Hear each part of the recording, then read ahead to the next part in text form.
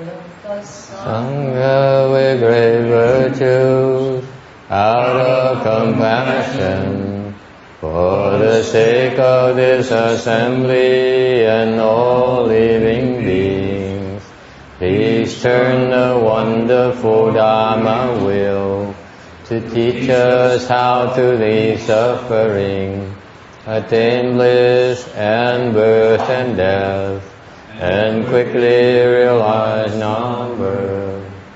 Cung tín đại đức thắng thịnh, vì thứ pháp vui cập nhật biết chúng sinh, hiện chiến diệu pháp luân giáo đạo ngã môn, như há liêu chân tư đi vô đạc lạc, tốt chứng vô sanh. Homage to the blessed, noble, and perfectly enlightened one.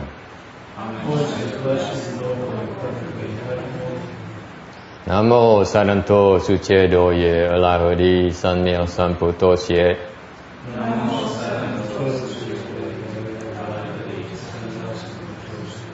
Namo Takata Toya Yara Arahade Tamil Tambo Datoa.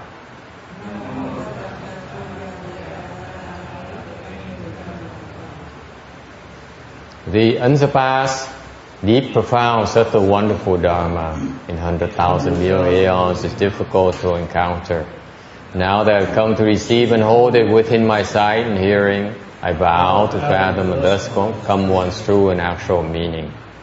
Vô thượng thâm thâm bí diệu phá bát tiên vang kiếp đang tạo ngộ, ngã kim kiên văn đắc thọ trì, nguyện dạy Như Lai chân thật nghĩa.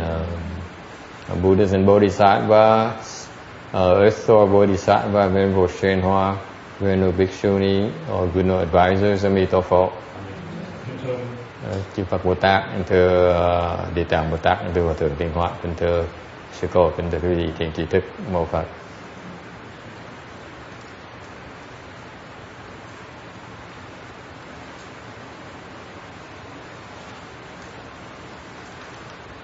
Quickly going over the text to refresh our memory. The past through kalpas is numerous as most of us, confused, deluded, obstructed, and afflicted by difficulties like fish swimming through nets that have been put into a stream.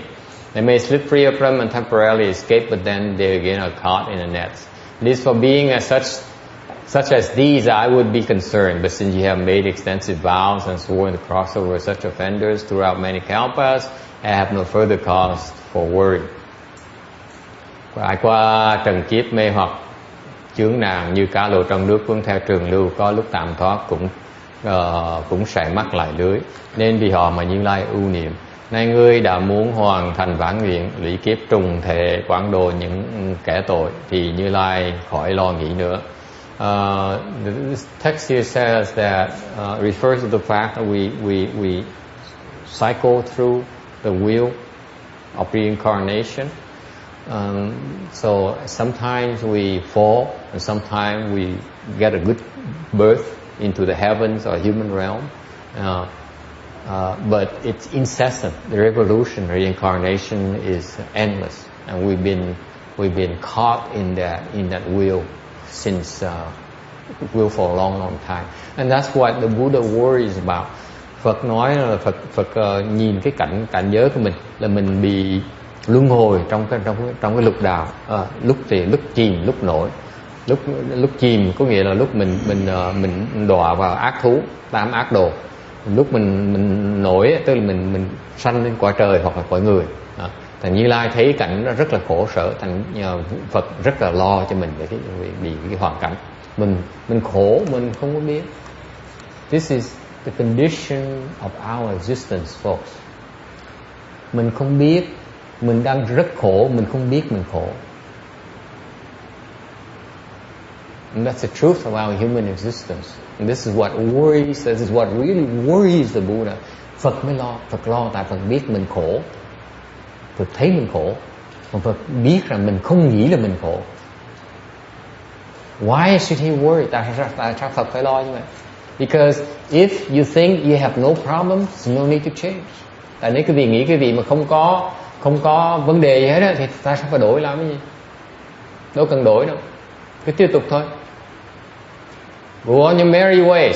Tiếp tục mà sung sướng, tiếp tục mà đeo đuổi của mình theo, mình muốn. Okay. Tại mình thấy cái sung sướng trong đó mà. Okay. And this is the difficulty of a teacher. Cái người thầy nó khó chỗ đó. Let me tell you in general, the difficulty of a teacher, folks, is that we see problems but we cannot tell you. Sự thật là người thầy, người cô khó lắm, khó dạy lắm. Tại vì thấy có vấn đề đó mà nói không được, nói không tin. We cannot tell you because if we tell you, you don't believe us. You may create offense. Oh, this guy trying something. He's up to something. Nghĩ là thầy cô đang có mưu toan chuyện gì đấy. That's why, from a teacher perspective, even including the Buddhas and Bodhisattvas, we have to wait until you come to us and ask us about your problems. Thành ra Phật Bồ Tát cũng giống như mấy thầy mấy cô vậy, là phải biết kiên nhẫn, đợi cái gì lúc nào mà thấy mà phải cần vấn đề giải quyết, tới hỏi chúng tôi mới giúp được. Còn chúng tôi không thể nào giúp trước đó được. That's why we can not do anything until you come and ask for it.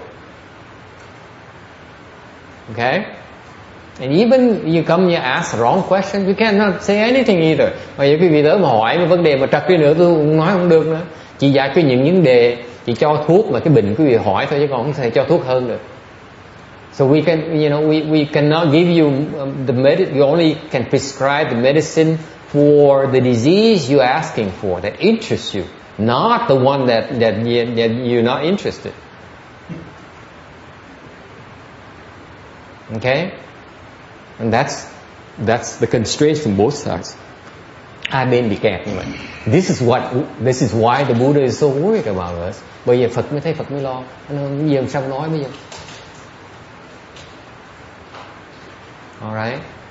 And typically, chuyện thông thường xảy ra là you will not come and ask for help until it's broken.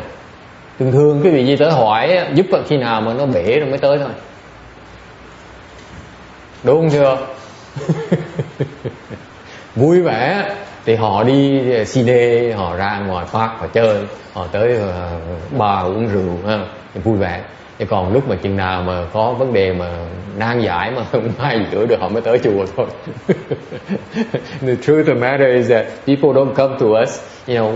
When things are fine, they hang around at the theaters, at the opera house, and the restaurants and the ice cream parlors. They only show up. You guys only show up when you have a problem you can't fix. Can't. But that's what makes it interesting too, because it's much more difficult than it has to be. Bây giờ cái người thầy nó khó lắm, tại vì vấn đề nếu mà giải quyết sớm thì nó dễ hơn, giải quyết trễ thì càng ngày nó càng khó, nó càng hao sức hơn, tốn thời giờ hơn. And the sutra says here that because Earth Store Bodhisattva has made extensive vows to help these offenders, these people who create offenses, that's what is helping bring peace to the Buddha's mind. Bởi vì trong kinh nói là tại vì Địa Tạng Bồ Tát đã phát thề nguyện, đại nguyện rằng là để giúp những kẻ thích tạo tội như mình đó. Thành ra bởi vậy Phật mới đỡ lo. And this is how the Bodhisattvas repay the Buddha's kindness. Đây là cái mà những Bồ Tát làm để trả ơn cho Phật, để trả hiếu cho Phật bằng cách là giúp cho mình. So this is the Bodhisattva's work. Đây cái việc Bồ Tát ta làm như vậy. Bồ Tát, the Buddhas when they teach the Bodhisattvas, there's nothing that the Bodhisattvas can do for the Buddha's sake. Khi một Bồ Tát tu Không có cái gì Bồ Tát làm gì được cho Phật hết. Phật không cần gì hết, không làm gì được với Phật hết. Cách duy nhất mà Bồ Tát trả lại cái ơn Phật, trả hiểu cho Phật là bằng cách giúp mình. So the only way for the Bodhisattvas to repay the Buddha's kindness is to help us. It's the only way. They can't do anything but the Buddha.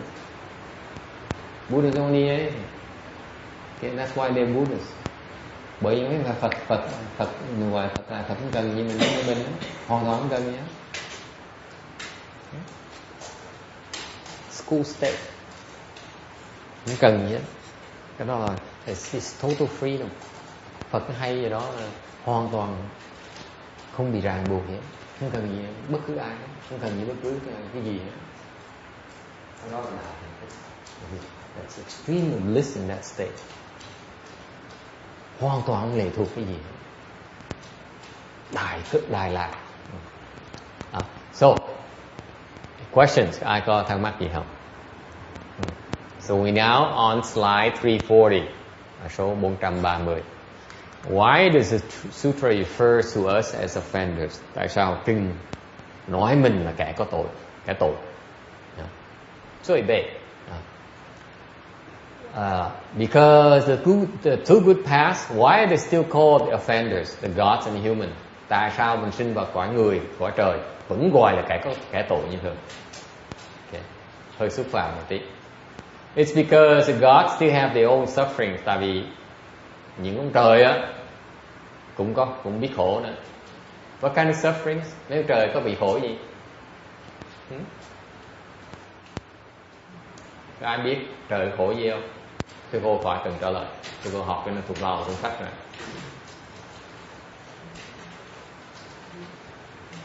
Khổ gì? Mấy người không biết khổ đó. Those of you who do not know about suffering, what do you know about the God suffering? Huh?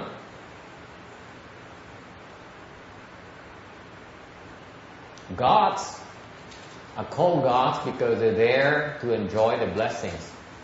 Họ gọi là trời là tại vì họ được sinh đến cõi trời để hưởng thụ.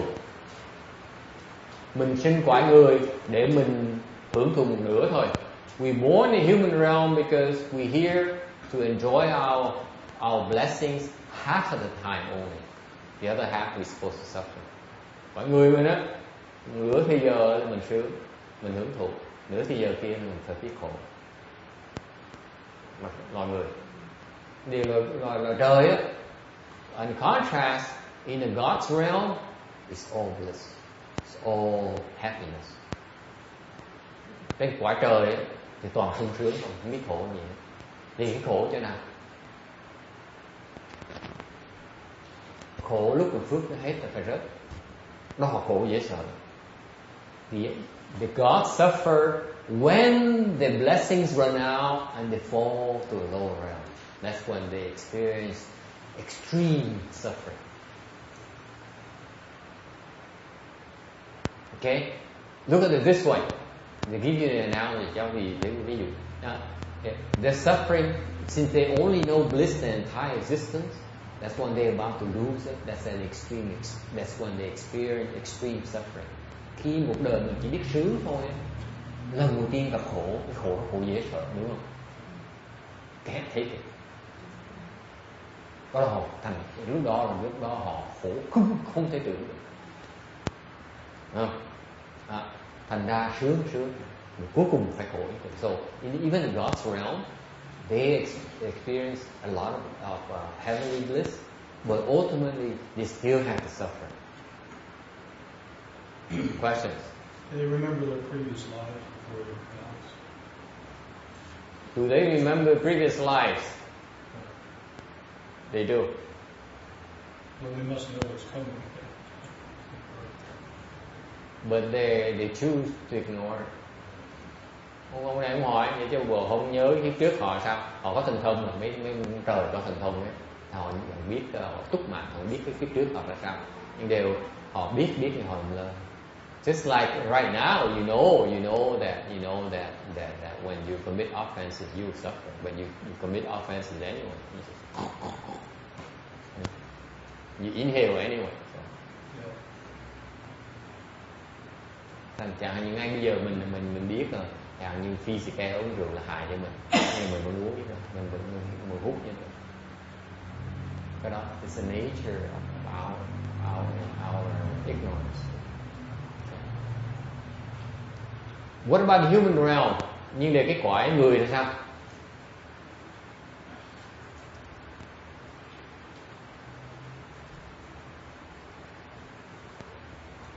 In the human realm, if we don't cultivate, we are confused. Okay? We bask in our confusion. Nếu mình không tu thì mình thiếu sáng suốt. Okay? And if we cultivate, okay, then we may not know how to cultivate. Mà khi mình tu đi nữa, chưa chắc mình biết phương pháp tu. Thành mình có thể tu, nhưng đều mình không biết diệt trừ những cái tà báo.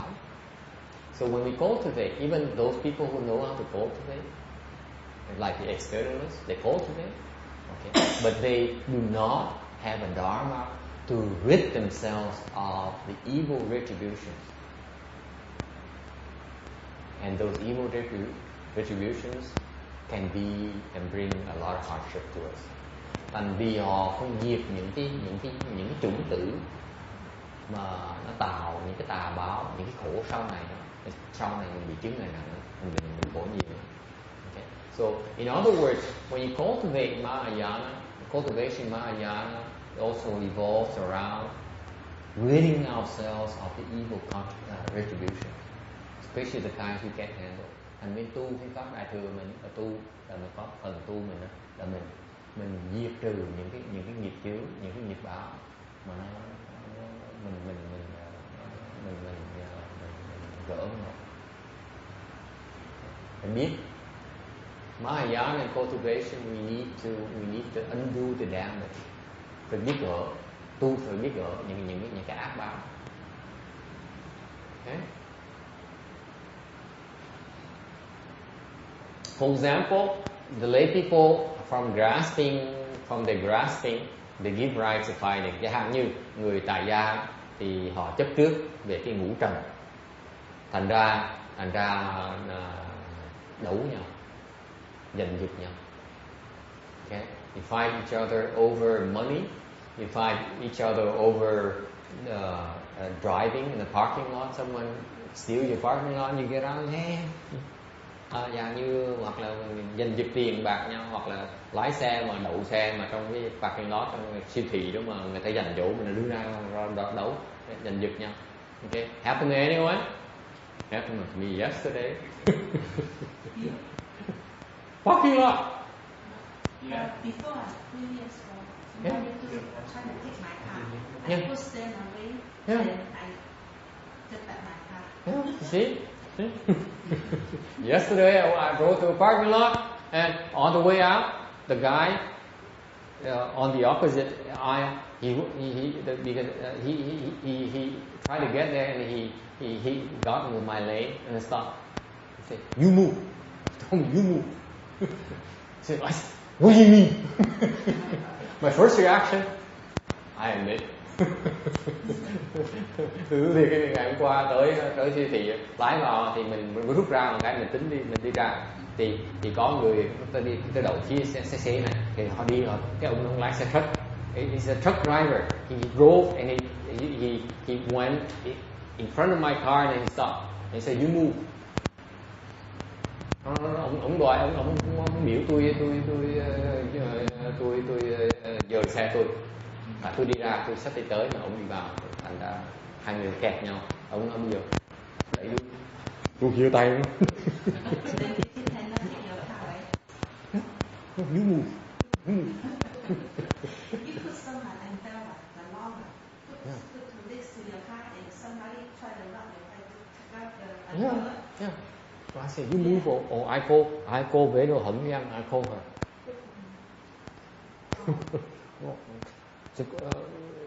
Sau tôi gọi sư cô.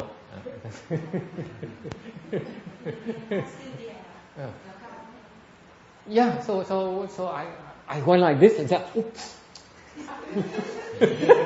I said, oops, I'm a left home person. I cannot do this. What if they see me? Cái tôi mới cỡ tôi nói, mấy đâu. Actually, I didn't go like this. My mind's going like this. Tell me you had a blonde moment. Huh? Tell me you had a blonde moment. A what moment? A blonde moment. A blonde? What's a blonde? Huh? A blonde moment? Mm-hmm. Oh, at that moment. Oh, I see. Yeah, blonde For moment. me, it's red hair. Well, so I got everything.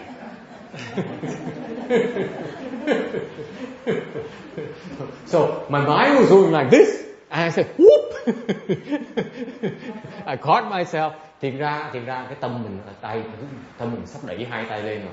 Đó, xong mình nhớ lại, nhưng mình là người xuất gia mà, mình giấu tay rồi. So I see this is it helps to cultivate. Lúc đó mình thấy cái lời tu nó lời gì đó là trí mình nó lẹ chứ sợ, tay mình khi mình nó đẩy lên một cái là khi cái giật xuống nó kéo xuống này. The mind is so fast that it wants to go like this, at the same time it pulls me down. That's how fast my mind was. Instantaneous. That's cultivation, folks. You catch yourself immediately. Okay? So what did I do? I backed up. I said, okay, you go. See? Anyway. So fighting. This is what we because our grasping, mình giành giật nhau, mình chấp trước, mình đấu tranh thì đúng không? You're fighting for your rights, right? You're fighting for your what's important. It's normal for us, right? But left for people, người xuất gia là cũng đấu tranh chỗ nào? The left some people fight because they of their attachment to their own view. Tại vì tin là cái thành kiến của nó đúng. Happens to left for people. Người xuất gia đấu nhau chuyện thôi. Là đấu về cái kiến thức của mình. Đấu nặng lắm. Chửi nhau chí trẻ rồi đăng báo. Rồi điều xấu rồi.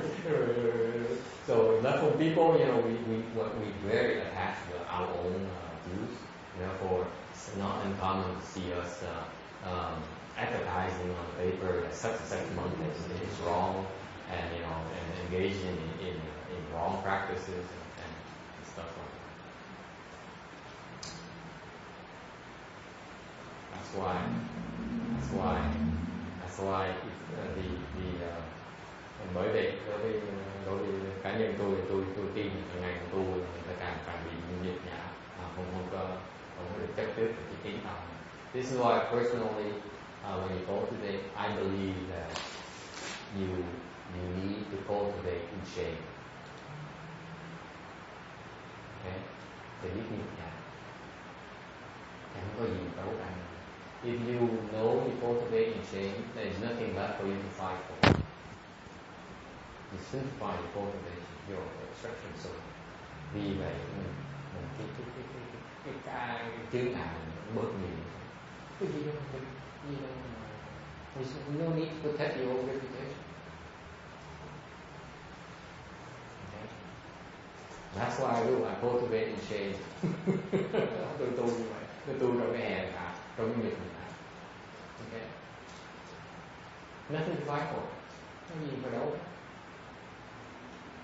Như that, because frankly speaking, thì cái gì ngày này được khen, tuần sau đăng báo một cái là tiếng tăm tiêu không còn. This day you may have a good reputation, and you run into a guy who advertised on the paper, DRBA, Bharsha, Bodhi says this guy is a bad guy. It goes all your reputation, just like that. It's beyond your control. Không làm gì được. Thôi đâu chắc. You need to be attached to it. Oh, by the way, I'm aiming on DRBA qualification, by the way.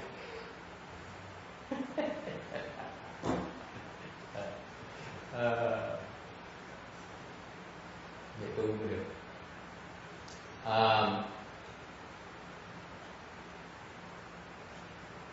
Questions?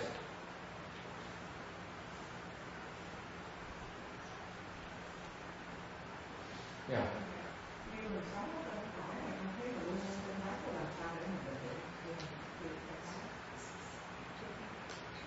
Mình đang nói là tại mình còn tham. Nó thì sư cô không tham danh, sư cô tu hành. She asked, how do we stop fighting? I said, we fighting because of our greed. Particular level of people who are greedy for fame. It's a very difficult thing for us.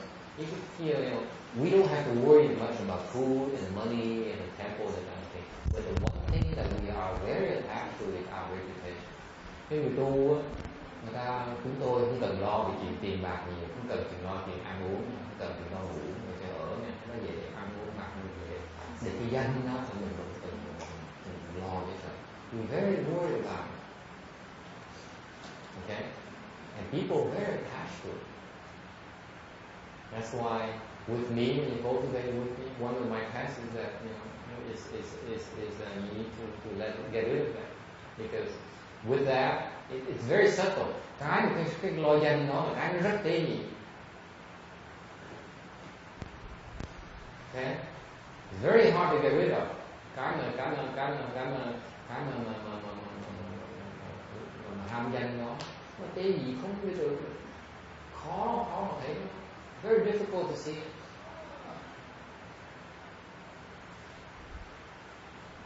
Okay?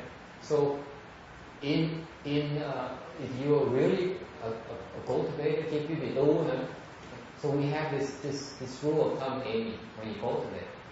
When people slander you, khi người ta phỉ báng mình, what do you do? I'm talking slander, which is unjustified. Người ta phỉ báng là người ta phán mình bậy, như nghe nó bậy mình đó. Mình làm gì bây giờ? What do you do? I ask all of you. Yes, Mr. Celebrity. What happens to you when they slander you and destroy your reputation? Bây giờ người ta nổi tiếng á, bây giờ tên nó xấu, nó chỉ bán nó đều xấu này. What do you do? They wouldn't dare. Why not? Because. Yeah, what you meant to do is consider them to be your teacher. What? Why? Because they're pointing out your flaws and you're going to see. It's not true. Unjustified. Well, give you a chance to non-identify. Huh? Give you a chance to non-identify. Am I boring you? You're not real. Oh. If let's say they spread rumor around that will destroy your reputation. No one will touch the CDs, will buy your music, will listen to you, will invite you to speak, will follow you anymore. What are you going to do? They're destroying your life. Don't tell me it's a good opportunity for you to cultivate. Baloney. Be real now. What do you suggest? Hả? What do you suggest? Tôi hỏi ông bây giờ ông là ca sĩ, tôi tới ta biết xấu là cái ông này là ông xấu dễ sợ, ông là bậy bạ dễ sợ. Bây giờ khách không mua gì đâu, người ta không nghe ông hát nữa. Ok, ta hại cuộc đời ông như vậy. Ngồi yên được không? Can you sit still? Hả? Yeah. You can? Yeah. Man, you're better than me. I fight.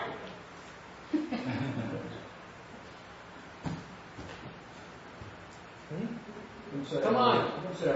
If people slander you and destroy your professional reputation, what are you going to do about it?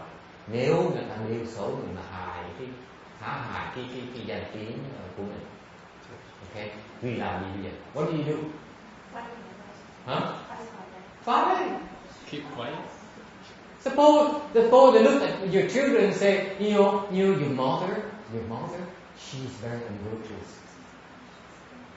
Nói con nhìn con mình nói này, biết mẹ của cậu này, mẹ cậu là thiếu đạo đức. What are you gonna do? Huh? You slap in the face.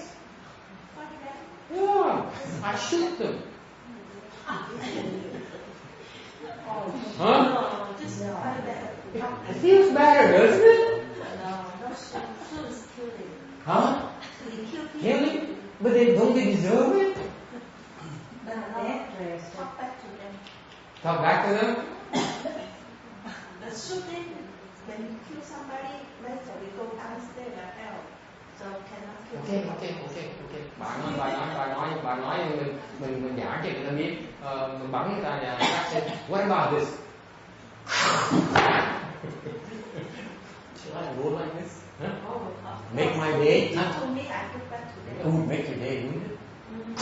Right. So they have the eyes goes around. Your eyes don't stop. Even the bad people anywhere. Come on. What I'm getting at is that have you been to a position, place where they slander you and feel make you so mad? Huh? That you want to kill that person? No, never. Ever have? Somebody tried to kill me for Vietnam, I really tried to kill them. You still alive?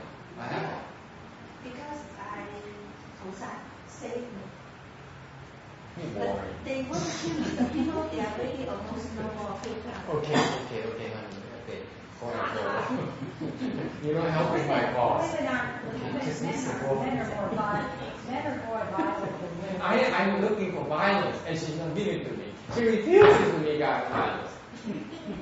Women don't do that. No justice in the world. There's no justice in the world. Hmm? What do you mean? There's cause and effect. Plenty of justice. Oh, I don't know about that, John. Come on, I'm talking about human emotions, folks. I would tell you, I submit to you that you'll be faced in a case where either your reputation, your husband's reputation, your son's reputation, your loved one's reputation is at stake, and you want to kill that person, right? That's what I'm getting at. It happens, right? You want to strangle the Your eyeball? mother, your father, your favorite son, you want to kill that person. But what thing you don't need to kill? You just shot them on the head, they are really with like this. But No, you bash him in the head. You crush the skulls. Oh my gosh, Master. I'm talking about that kind of emotion. I think Master is talking about it's just a single thought. It's not the action, the thought of kill. Right? No. Or your You can execute it. But I start with the top, yeah. You're so mad. That's what I'm talking about. It's so dear to you that someone there destroyed it. It evokes a kind of violent reaction from you. That's what I'm describing. You're not a violent person, it's okay. But come on. Each one of us is facing a situation. Anyone have that experience? Well, so I have. Huh? see what experience I had. I was so angry with someone. So angry. You want to kill him. I was so angry, I was actually getting up to leave to go find a gun to go Yeah. blow his head off. How often? Huh? This was a long time ago. Just once? Just this one time. Ok. Người ta nói có những giận điên rồi muốn mua súng bắn người ta. Ok, nó hỏi bao nhiêu lần như vậy? Không, nó có một lần. Anyone more than once?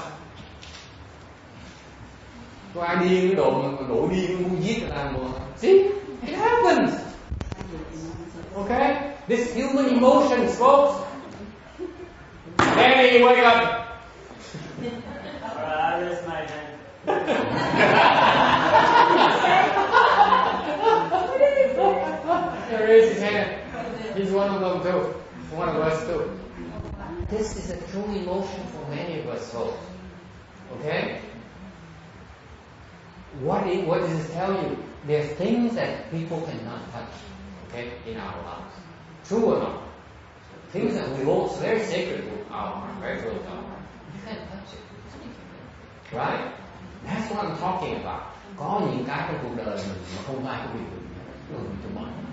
Đúng không? Ai cũng có như vậy hết. Đúng không? Okay. Cái đó là tu.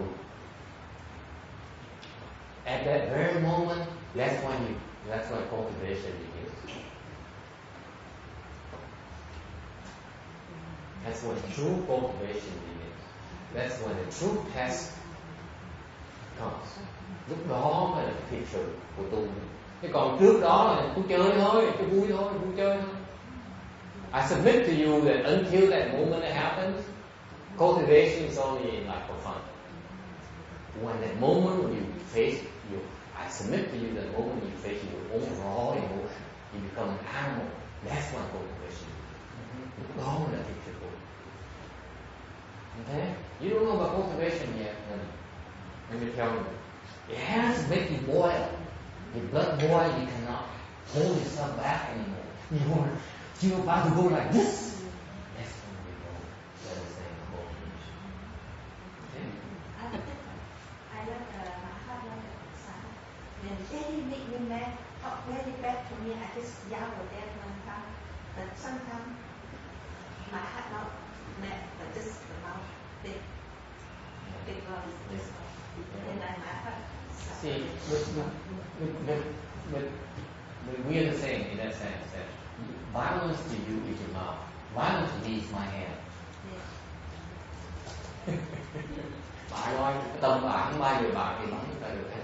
Bà chịu người ta bà nấu người ta cái miệng thôi. Tôi nói mình bà tôi giống nhau vậy đó. Bà cái vũ bà vũ nữ của bà là dùng cái miệng. Cái vũ phu của tôi dùng tay để tôi bắn người ta. Okay, but you have to face a violent moment where your nerves are touched and you are able to respond in most violent fashion. Okay, that's that moment I'm talking about. Okay, so far we are on the same page. Okay, you face that emotion that state here, right? What do? My question to you: what do you do?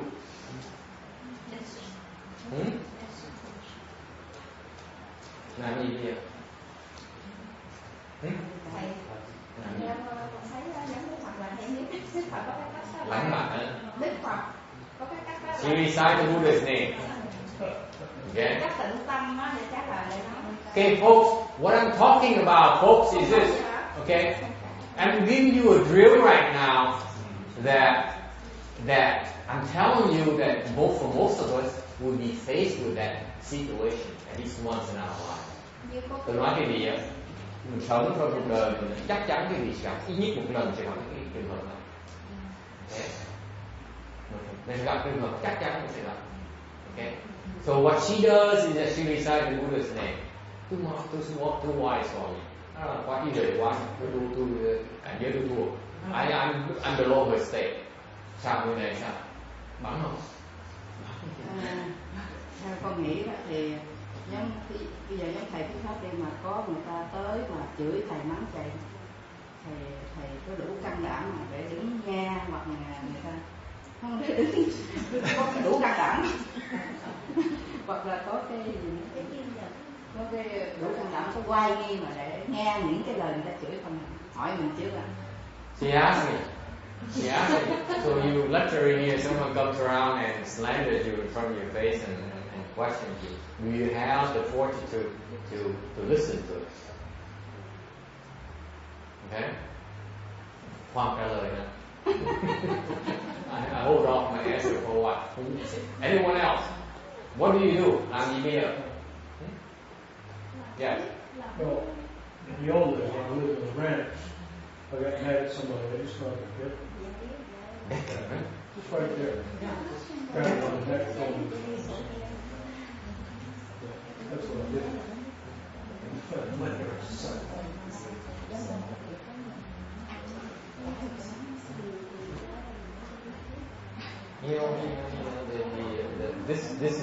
This is I can tell you that this is part of my experience. Cá nhân tôi như vậy, I admit to you that when I was a local person, my pastor came in and someone destroyed my reputation. He slandered my reputation. Lúc mà tôi tu, có người chỉ bác tôi, nó xấu tôi cái độ, mắc độ không nổi. I have no place to live, no room left. Because, if left home people, all you have to do for us is say, let's say I break peace. Chỉ cần cái mình phao, nói là tôi là cái ông này ông phao vô. All my support will try. Không ai tới nghe tôi giảng kinh nữa, không ai tới cúng dường tôi nữa, theo tôi tu. Đúng không? chỉ cần điều xấu nói với ông này ông phá giới, hoặc ông này sư phụ mang một cái là tự nhiên chạy hết, đúng không? Ngán cái đó sao không ngán được, đúng không? Happened to me. Happened already. But you still here? Huh? When I young, one punch people lie down already. I learned Kung Fu. Then those that tell me, you be nice. No bad people tap to me. And when they say you be really good people. You don't get it. See, And first you go like this, they fall down, you help them. No, my one punch to fall down already. And those that tell me, you see the bad people to you, you know, talk that to you. Yeah. You mean Anyway, let me tell you. I tell you, this is real because it's not only for me, but only for all of you. Just the same, okay? The things that people do, they will get in the earth, okay? And what do you do? Okay, what do you do?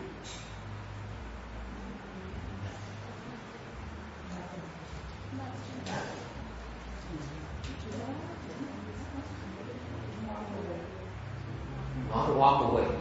Nothing. You do nothing. Nothing.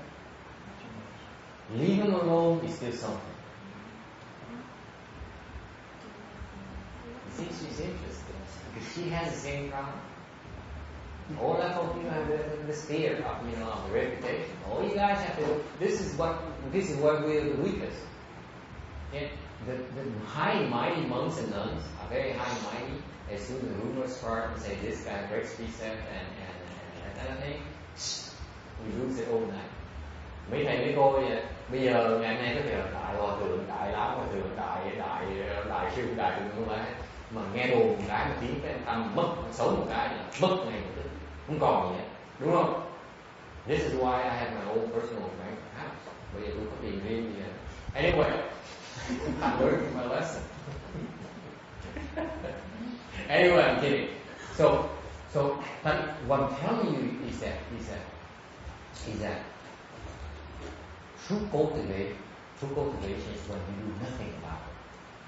Cái tu á, người mà tu thiệt sự lúc đó là không cần phản ứng, hoàn toàn không có một phản ứng. Trả lời.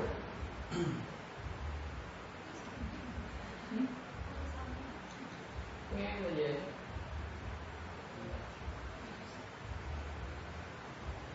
Okay.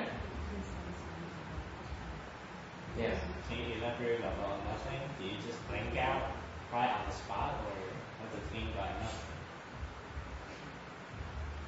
What's your physical being to be nothing? Nó hỏi tôi thầy làm gì? Tôi nói chỉ kiếm cái tâm bây giờ. I go like this the whole time until I calm down. That's not nothing. That's not nothing. Look, really, this is not nothing. Nothing to you. It depends on your level. At first it has to be like this. And then after a while, it becomes nothing. Don't ask me such hard questions. Không hỏi gì, nếu tôi làm như vậy tôi phải không? Lúc đầu mình phải như vậy á, từ mới không, tôi phải đủ. You don't become no reaction just out from the blues. You need first to know that the optimal reaction is no reaction. So you control yourself first, and eventually it becomes no reaction. You have to work on it, John. It doesn't come without cultivation. It takes work. So tomorrow is okay being I have to cultivate and shoot him with a shotgun? That's right. First I start with a bazooka, and then I go to the guys with a shotgun, and then a 44 Magnum, and then, It makes your day? Yeah, and it makes my day. Yeah, Okay. That's what cultivation is about, folks. Một cái vị tưởng bỗng nhiên người ta nói là mình bỗng nhiên mình có phản ứng ngay được tức là tươi á, từ đầu mình phải dùng số cốt bắn một cú cho nó đã, xong lấy cái gương lấy cái kiếm chém một cái thấy cái đầu lắc Huh? Don't need to dance. Some, no, you take a saber, you take a samurai sword. And then xong rồi lấy cái dao cắt này. See, we graduate bit by bit. That's what cultivation is about. It doesn't come with hard work, folks. Give me a break. We have to earn it. Đúng không? Thực tế là mình phải đi. What I'm telling you is the truth of cultivation, folks. You need to know, first of all, that's where we want to go. And it takes time to get there. Tu là mình biết đường, mình biết mình muốn tới cái chỗ đó. Mình muốn tới đó phải cần gì giờ. Tới từ từ chứ đâu phải tới ngay chốc nát tới được. Đúng không? That's the truth about cultivation, folks. If you tell me that you can go from want to give someone to no reaction whatsoever, I say, yeah, you're much better than I am. Or anyone else. Excuse me, Mr. Yes. Because here and here we have a police lesson here that we must not be public. So we have to talk very good, no for killing. Because when they hear somebody trying to kill somebody, the police come and looking for us, they will ask the parents. Yeah. So we have to talk that not for joke or something. No, the point here is that when the rule of thumb is when people slander you, don't justify, don't say anything. And they start me, just watch them and just go away. That's the first thing. If they follow you, you use your death freak. Yeah. If you Kick. not have this kick here and Yeah. the head somewhere to just fall down right away. That's right. So If they thành follow thành thành ra cái mình đầu tiên mình nhớ là khi người ta chỉ bảo nó xấu cái mặt hoàn toàn không có liên kết. You do not make excuses. Yes. Does it also have to be that the person has to be aware they are mad before they can actually create that action to stop them? So if they're not even aware, they're just out of control, right? Yeah. So they have to be cultivated to recognize that they are angry to able to stop it, or it wouldn't even start. Yes. Well, the person who needs anger management is it's out of control, so it's no talking sense. this is out of control. The issue they make up,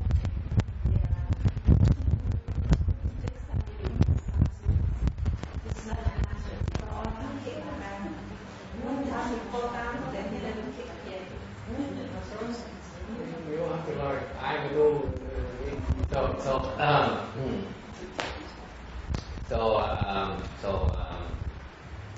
The rule of thumb again is not to engage in fighting in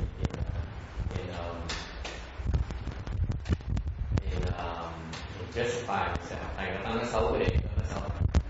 Ngay cái mặt mình điện nó có gì cần đến gì.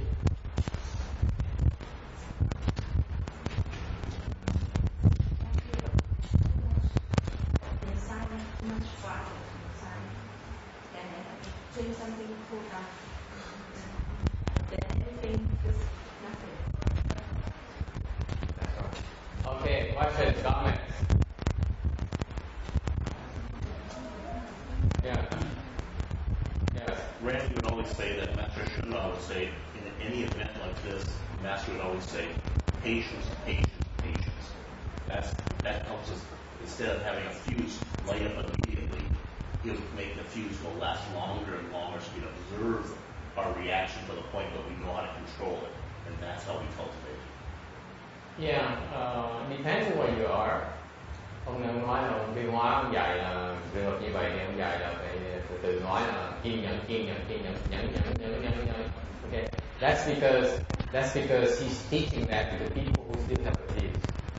Đó là dạy cái người mà vẫn còn cái ngòi.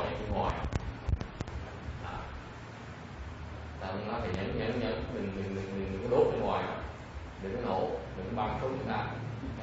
But it depends on your level, because I expect a lot of my students not even have to use patience. Because the patience is for the lower levels. Because you still get angry, you need to endure it.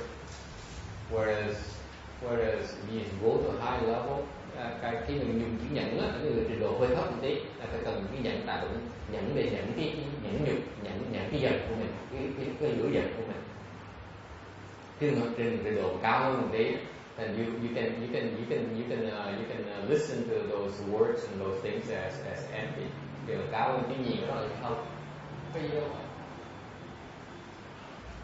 Cái lời chỉ bán là không có gì đâu.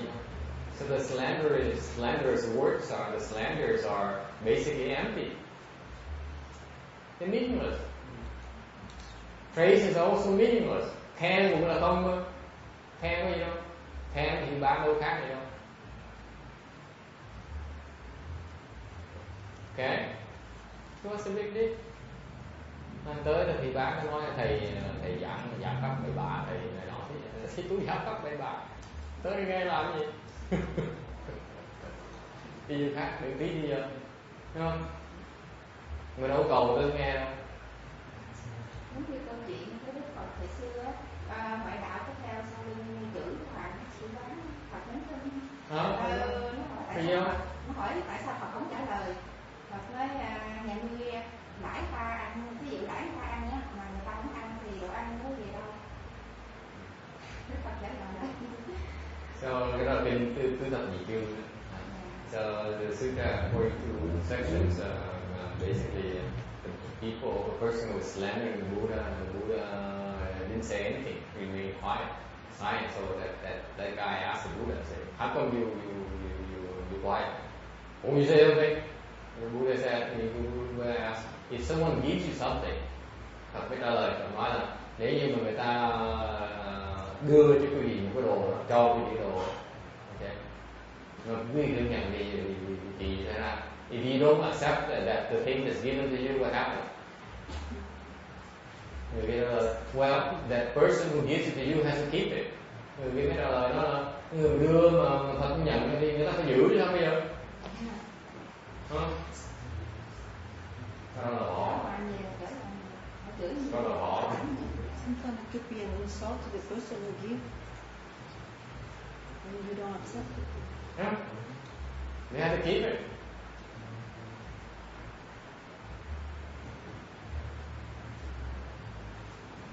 Khó, nghe khó, đâu có vậy đâu. It's not easy to do that. But that's why we go with it.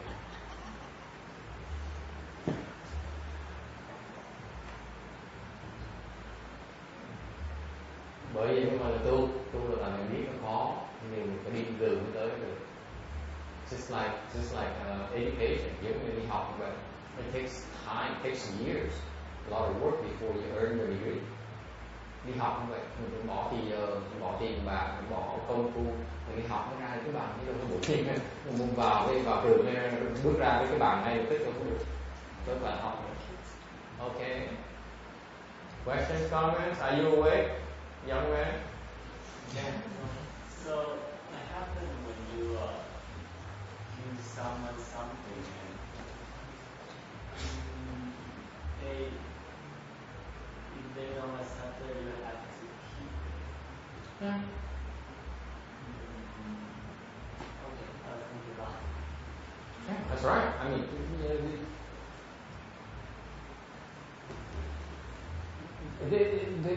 it's a two-way street. Even something is given to you, you have to accept it before there is a contract. If there's no agreement, it's disconnection. It's disconnected. It's no meeting on the mind. So if we offer something to the triple jewel, and she's not accepting. If you offer things to me, I do have the option of accepting. Okay? You offer to that box out there, you're in control. Okay? And that's the problem. That's the problem. If people dare leave the box out there, they have no choice. Wherever people throw that box, they have to accept it. But you give it to a person, in person, there's a choice. Thành ra hai những đi vào chùa mà thấy cái thùng xương nó thảy cái thùng xương cái gì thảy vào đó là họ sẽ nhận đấy. Ok, để đưa từng người á, đưa trước mặt người ta có quỳ không nhận nha. There's a big difference. Okay? It's a choice.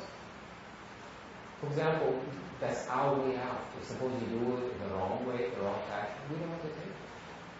Cả cái gì tới mà cúng dường mà đúng người không đúng pháp, hoặc là cúng dường mà có cái gì bậy ở tầm bậy đó, mấy thầy tôi đâu cần nhận.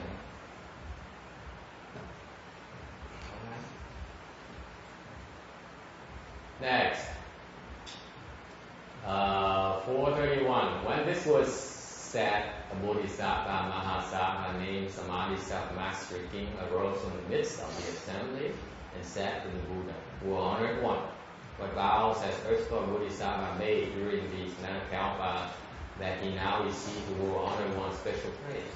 Please, O honored one, briefly speak about this." The O honored one said to Samadhi Self-Mastery King, "Listen attentively, consider this well, I shall not explain this matter to you." Phật nói xong rồi ấy, trong pháp hội có một vị Bồ Tát Ma đã gọi là Định Tự Tại Vương Bạch Phật Đức Thế Tôn. Địa Tạng Bồ Tát từ bao kiếp đến nay đã phát nguyện gì mà ngày nay được Đức Thế Tôn ân cần tán thán, thỉnh cầu Đức Thế Tôn được thuyết cho. Lúc đó Đức Thế Tôn dạy Định Tự Tại Vương Bồ Tát: "Để thinh, hãy theo từ niệm Như Lai sẽ phân biệt giải thích cho các người." I read this section and it makes me bring a smile on my face. You know, it amazes me that a young man sits in the audience there and would listen to all this gibberish and he would come back for it. Tôi đọc cái phần này và tôi phải mỉm cười một tí, tại vì cái phần này mà có cái cậu trẻ đó 16 tuổi á, mà tới nghe mấy kinh lời này mà không biết mà cũng trở lại nghe cái kinh. Isn't it special? Cái đặc biệt dễ sợ.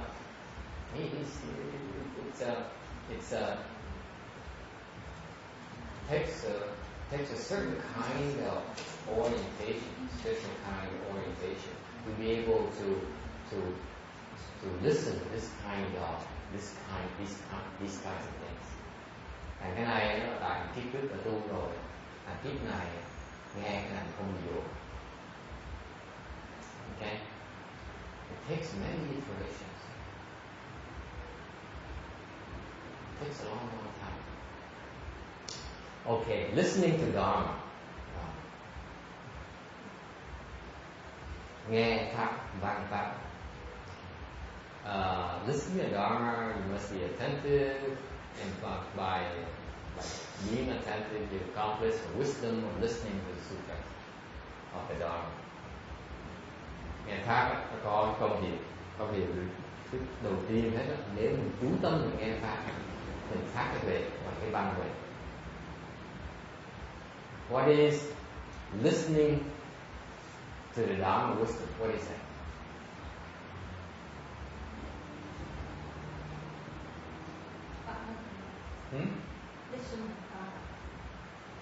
Văn huệ là gì?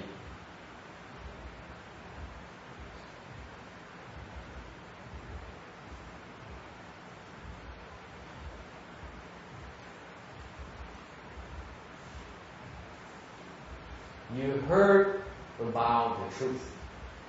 Nghe được cái sự thật.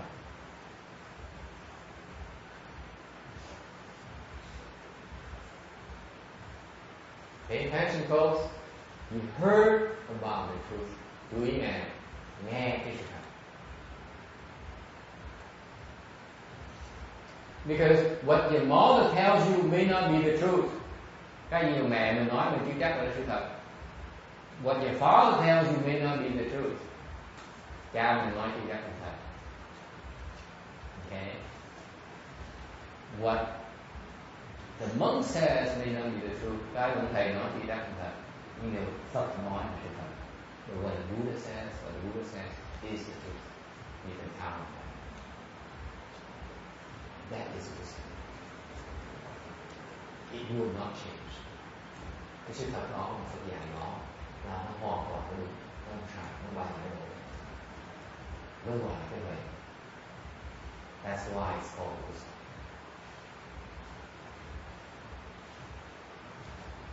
Wisdom because you know the superior knowledge.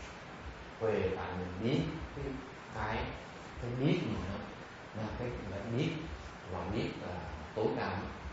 Đúng rồi, như vậy. And by that meaning, wisdom is the difference between wisdom and intelligence. Wisdom is that wisdom that you have does not change. Whereas the intelligence changes with the times and the trends. Yes? Does it have to unfold for it to become wisdom? Can you speak louder, please? Does it have to unfold for it to become wisdom? Does it have to be unfold? Yeah. That's part of listening. But by listening, you don't quite understand it yet, right? You don't have to understand it. You just know of it. Cái huệ, văn huệ gì mình không cần hiểu nè, mình chỉ biết thôi. You heard of it. Cái văn huệ có nghĩa mình đã nghe về cái chuyện đó rồi. Mình đã nghe những sự thật rồi. Mình không cần hiểu. It's not about understanding yet. It's just about hearing about it, knowing about it. Something called truth. Okay? So that's called listening wisdom.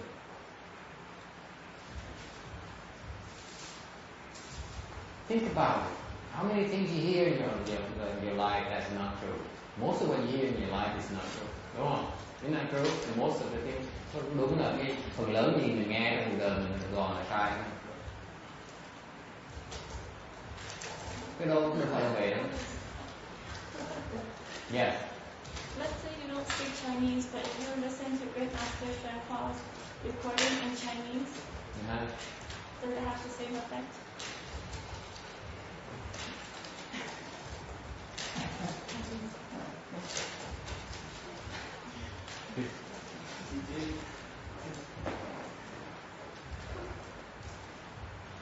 Hát ồn rồi gì đó.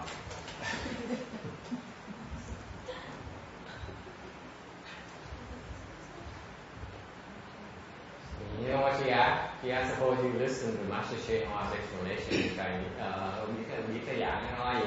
Nó hỏi con nhỏ con sao nó hỏi là nếu như nghe ông Tiêu Hóa giảng tiếng Tàu đó, không hiểu gì hết.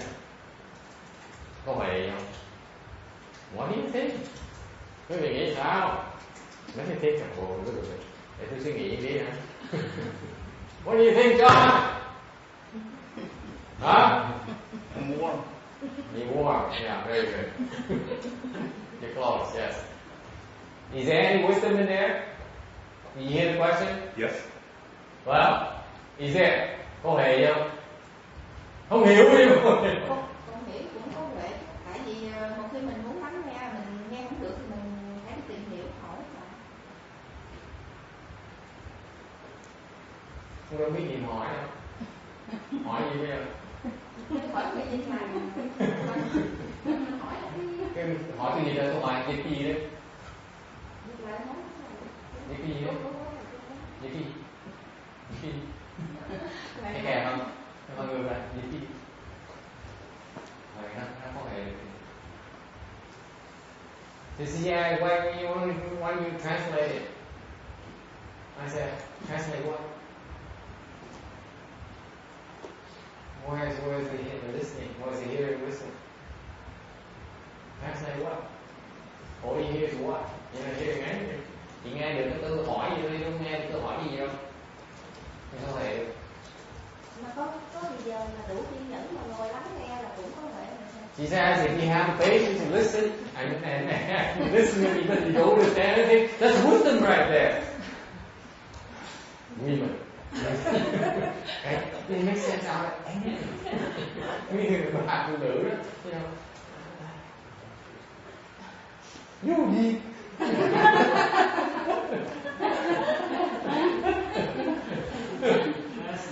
Yeah. I remember a story.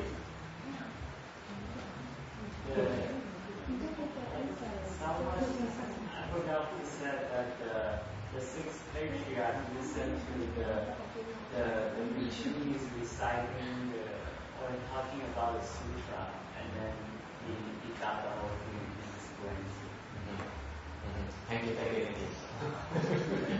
Tôi nghĩ ra rồi. Tôi mới nghĩ ra. I was just told them in Vietnamese. I just thought of it.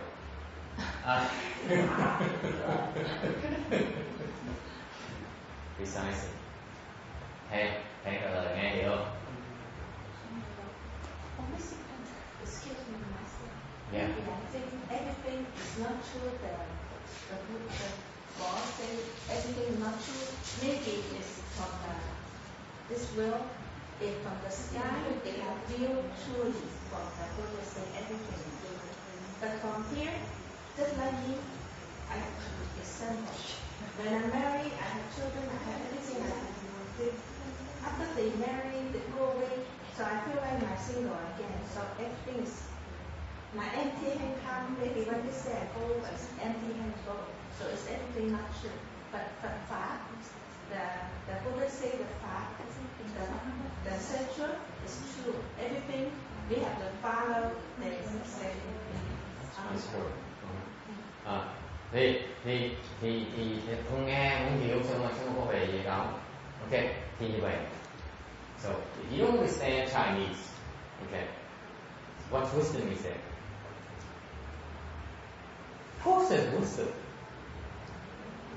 Why is that? Tại sao có về đó? Tại sao nghe không hiểu mà có về như được? Không phải là Pháp nguồn ghi nhận cái I'm telling you, don't say it again with patience. Patience is wisdom. It doesn't work like that. Có thể vậy đâu?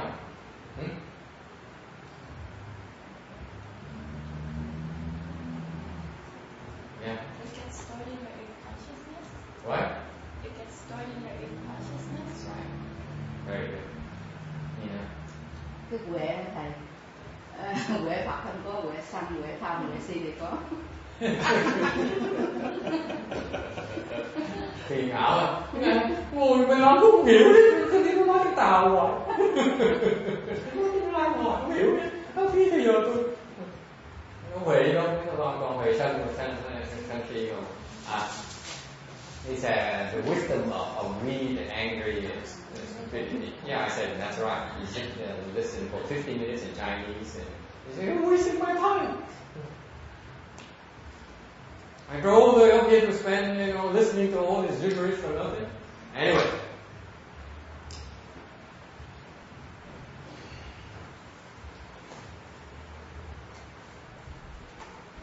Understanding is at the conscious level. Mình hiểu là hiểu với cái ý mình óc mình thôi. Nó không có liên quan đến cơ thể. It has very little to do with wisdom. It only has a lot to do with Amy's wisdom and not with the rest of our wisdom. Okay? Người thường đó, ta phải nói cái về họ hiểu lầm cái về với cái ý, với cái hiểu. Cái về là cái biết.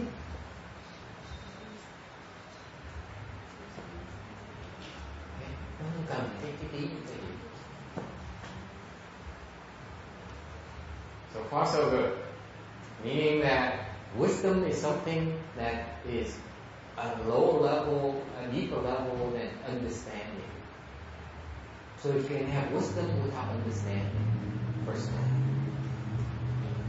Understanding has to do with how you can explain to others and to yourself. Hiểu là gì?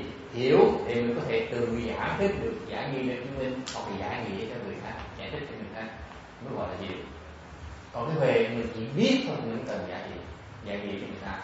Wisdom is that you just know, you don't need to explain it, you cannot explain it. That's wisdom level. So far so good. You see, you go to get education so that you learn how to explain to others. Okay, it's not wisdom. Mà đi giáo dục dạy mình để giảng gì ra cho người ta. Tức giáo dục không có dạy mình có thể. Giáo dục đi dạy mình cái hiểu thôi. So far so good. Education gives you an understanding, does not give you wisdom. It's not the focus of education. Yes? How can you have wisdom without understanding, for example, greed? We can explain greed, but I know down in my heart, greed is one of the biggest things that causes us to fall. Yes. I can explain greed, but to know that it causes a fall without being explained to somebody else, I don't understand. It's parallel, John. One side you understand, you can explain it. Mm-hmm. You guys, your mind get excited. Oh God, this is wonderful. I like this principle. Nó đi song song với nhau. Ông để ông hỏi đã là ông hỏi. That's a good question by the way. Ông hỏi là nếu mà không hiểu sao mình có hiểu về rộng thì nó song song với nhau. Hai người hiểu là cái tâm người nó nhảy tương cái này nhiều quá, cái này hay quá, cái này hay. Đó là cái hiểu. At the same time, there's something called wisdom. You recognize, wow, this is real. You just know it's the right thing. Có cái phần khác song song mình của những tâm mình có chỗ nào á, cái chỗ nó đúng, cái này nó đúng. That's wisdom. It's not understanding. It's just it clicks. I know it's right, but Am I making sense to you? All of you? Quý vị nghe cái đầu tiên. Something inside of you clicks, right? Right. What I just explained to you, it clicked inside of you. That's wisdom. You can't justify it. You cannot explain it. If something clicks, it's it makes sense. That's all you get. That is wisdom. Mình nghe, mình kiểu mình hiểu, coi như con tâm mình nó nhảy nó bỗng nhiên nó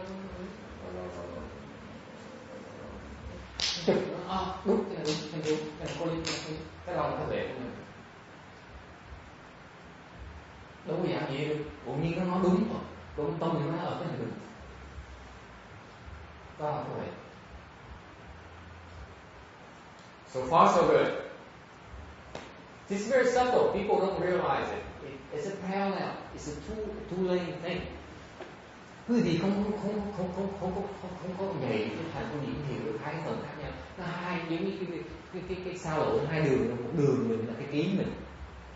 One lane is your conscious mind. Folks keep on saying, hey, I like it, I understand, I'm great, he's great. Okay.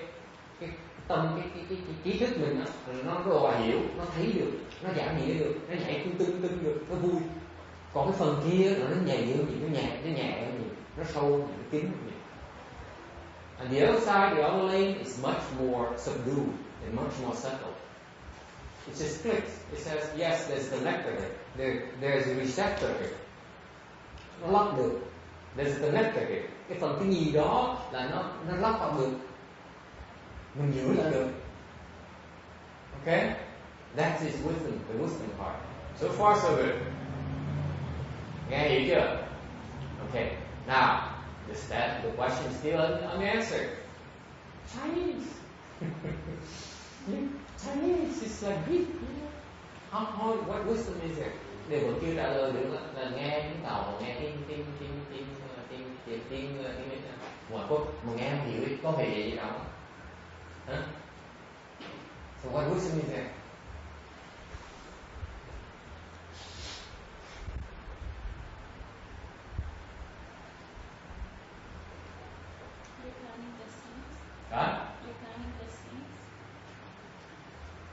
Mặc dù mình nghe mình không hiểu, ý mình không hiểu, nên nó qua lỗ tai mình đó, thì nó vào trong cái tiềm thức của mình. Cái điều cái nhìn đó không cần nữa.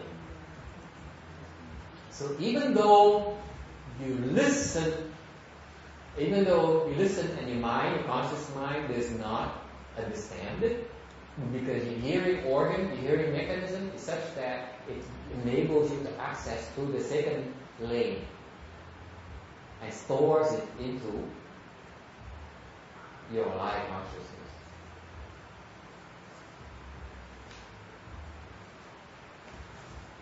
Thành mặc dù mình không hiểu cái đó, như điều đó, cái nghe mình nó tạo cái tưởng tượng trong cái ai là thức của mình, cái đó cái của mình. Wisdom is your asset. Huệ là cái tài sản của mình. Muốn có tài sản phải nó vào trong cái ngành của mình được chứ. Okay, so the act of hearing creates assets in all of us. Through the secondary lane. Remember, there are two lanes here. One lane, the man says, the conscious mind, có hai cái dạng, hai cái đường lái luôn. Đường đầu tiên hết á, là cái người, cái trí mình nó nói, nó đòi hiểu, nó cái này không hiểu, cái này không hiểu được, vất cái này. This lane here, if you try to access through the lane of the conscious mind intercepts it. This is nonsense. He throws it away. This is Chinese, this is Greek, this doesn't mean anything to me. Throws it away, there's no wisdom in it. Okay? Cái trí mình nó nói cái này là cái chữ ngoại quốc mình hiểu được, vất nó đi, đừng ký bây giờ, đừng không cần ký bây giờ, ký chữ mình ở đây. But the second lane doesn't have that interceptor process. It accepts everything and stores it in its consciousness and makes it yours. Tại cái làm cái gì á là nó không bị chặn lại, nó vào nó thành của mình được. Mình bây giờ mình muốn có cái đó mới thành của mình, mới gọi cái vẻ của mình. So what happens is that if it goes to the second lane, then it can enter your system, our system, and become part of our system. That it becomes ours. So far so good. Nghe hiểu chưa? You see that mechanism? Very simple. You don't realize it. Yes, what's that? Can we play it for the kids while they're sleeping? What's that? Can we play the Yes. Great Master Shampla's Yes. lecture while they're sleeping? Yes. Is it disrespectful? Yes. Do the registers. No, but is it disrespectful because it's a sutra lecture? Well, it's not respectful, but you still planting the seeds. It's a different thing. Okay. You know, different aspects. But there's an aspect where the hearing thing creates the seeds, creates wisdom seeds. Tại cái phần khi mình nghe được đó, mình tạo những cái tự như vậy, mình có không được. So far so good, yeah. If we go to the park and just bring a boombox, start playing sutra lecture there. Yeah, what about it? Is that appropriate? Well, you probably wouldn't hear a lot of complaints. Sẽ có nhiều người hỏi là ghé tới vài cái phạt xong rồi đem cái máy bật máy to ngon nghe giảng kinh to thì to có được không? Nghe được chứ, chắc người ta nhiều người ta sẽ tham tiền của mình. Yeah. Can you turn the volume very low so the other person doesn't hear it, but does it still get registered in their... Yeah, even if they can't hear it? Can they have anything? If they can't hear it, it doesn't register. That's why it's called hearing wisdom. It has to go to the hearing organ. Bởi vì gọi cái băng huệ. Cái băng huệ là tại nó qua cái lỗ tai mình, qua cái thính giác của mình mới thành chuyển tự huệ được. Nếu không qua lỗ tai xong thành now so important. Now you realize the importance of listening as a first step. Bởi vì mình hiểu là ta cần nghe. Okay?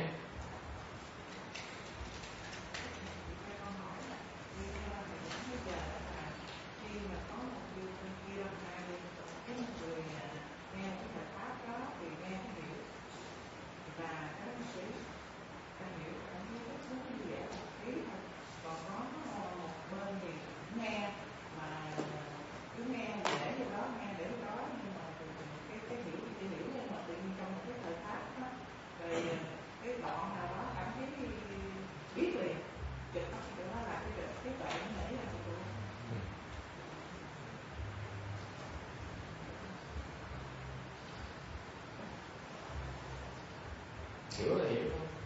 Còn cái gì vậy đó. Telling her that understanding is an understanding. There's a little to do with wisdom. But you need to understand before you can explain it. Thì phải hiểu mới giảng được. Không hiểu sẽ giảng được. Cái không hiểu không hiểu không hiểu không có giảng được đâu. Không giảng được không hiểu không có vậy đâu. So that's why a lot of wise people, they may have the wisdom, but they cannot explain it. Two separate things.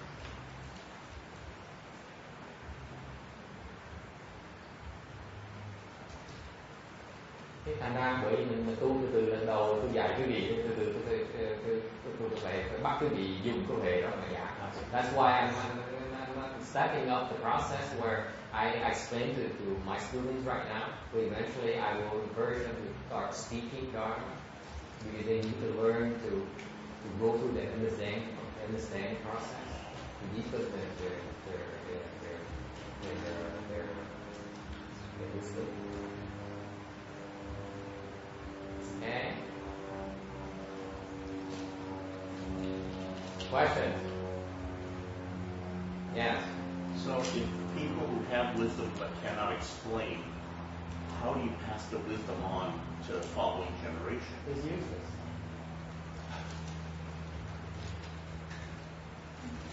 Can't help much.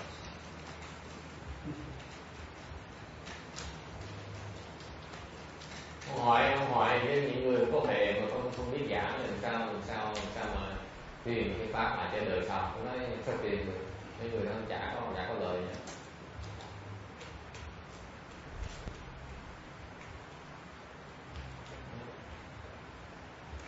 Because we need people need to understand because this is how we train function. Mình á, cái cá nhân mình là hiểu mình mới đi được. Mình cần cái đó. We need to go through that understanding process of communicating to others. Và qua cái hiểu mới có sự liên hệ với người khác. Thầy có về xong rồi phải hiểu. Alright? So that's why even though you listen to sutra lectures in a different language, let's say you sit there and someone says in a language you understand, they translate to different language. What happens? You keep on feeding seeds wisdom into your system. You're not wasting your time at all. Thành quý vị nghe pháp, nghe giảng pháp mà nghe hiểu xong rồi nghe tôi dịch thông dịch ra tiếng khác, xong thông dịch tiếng khác nữa, không phí thì giờ đâu nha. Mình đang trồng cái chủng tử huệ của mình, có tăng thêm chứ không thiếu, không phí thì giờ của mình.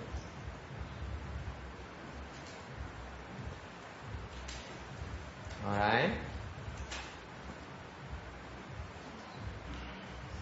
No questions? And then the next kind, yes. But the complete wisdom of the three wisdoms, I don't understand the three wisdoms. Where? It's at the bottom of the page. I'm not there yet. Oh, Ask again. okay, sorry. Okay, and then the next one is contemplation wisdom. Cái thứ gì là cái quán huệ. So you hear it, and then cái quán huệ là cái gì? Là một khi mình nghe rồi thì once you hear it, you have the seeds in your consciousness, in your life consciousness. Cái ai là giải thích mà nó có cái chủng tử đó rồi.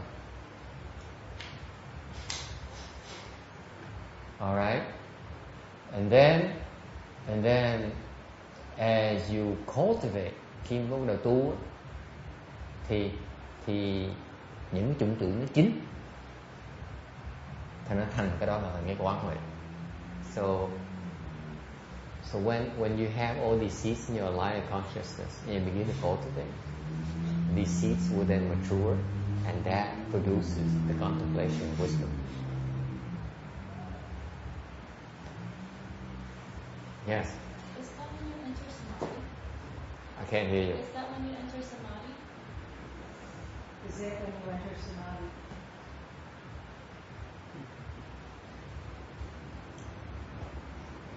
It's a tough question to answer because I don't know.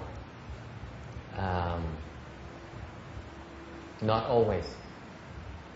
Not always. Sometimes. It has nothing to do with this.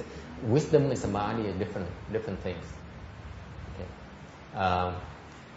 But you have to go through samadhis to get there. Get the wisdom. Yeah, the samadhi kicks the door open.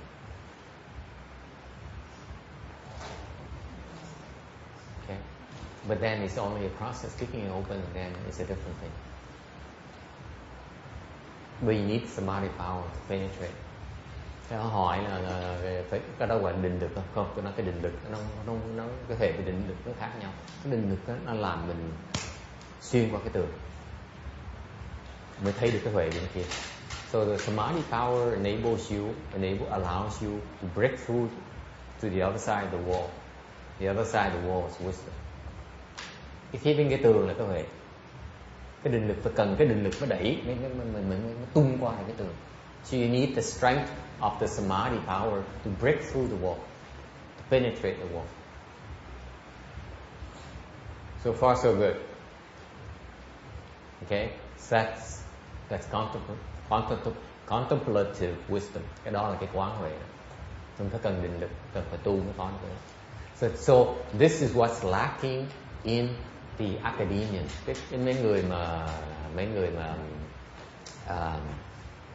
Mấy người mà trong cái mấy người thầy dạy đó, mấy người what's academia in Vietnamese?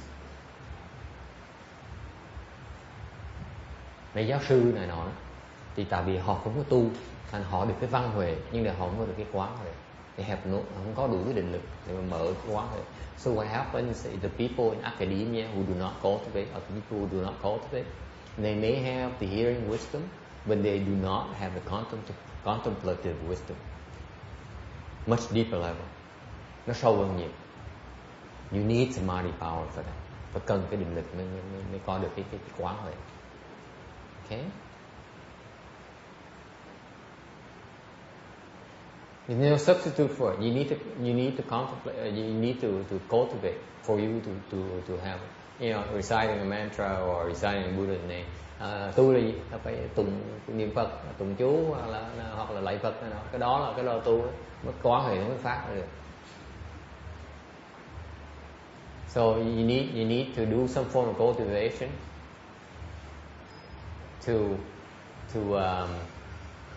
for the wisdom to unfold. So far so good. Nghe được không? Okay, and finally there's something called Vạn Cửu Tu.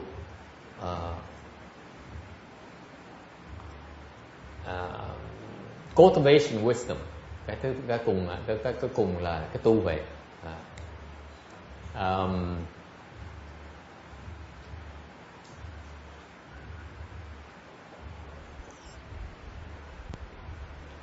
Cái tu huệ là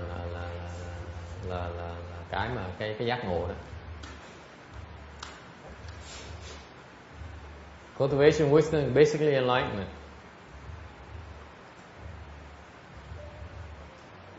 It's a highest level of wisdom.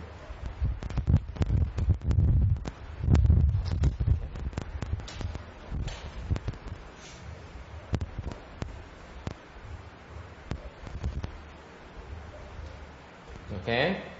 Don't understand it. That's okay. So the three wisdom here must be the three wisdoms of listening wisdom, hearing wisdom, contemplative wisdom, and the cultivation wisdom. That's what the three wisdoms refer to. Thành ra tu là phải nghe, muốn nghe pháp, văn pháp là phải có đủ ba cái loại huệ này mới gọi là thiệt sự, mới thực sự gọi là nghe. So that's why when you listen to the sutras, you listen with the objective of unfolding these three kinds of wisdom. Thành mình nghe pháp là mục tiêu mình cố gắng mình mở ba cái đầu về.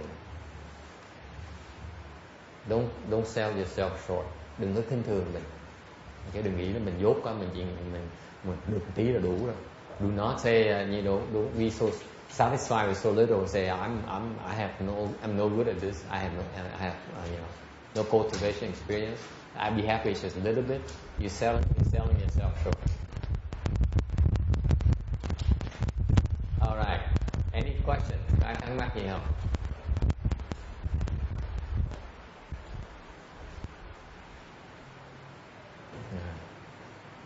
Bottom line here, folks.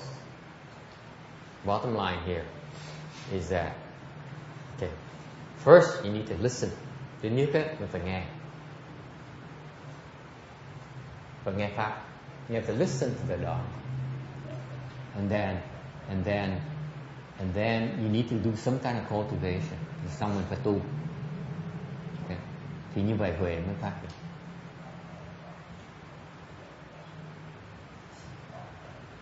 That's how the cultivation, that's how the wisdom unfolds.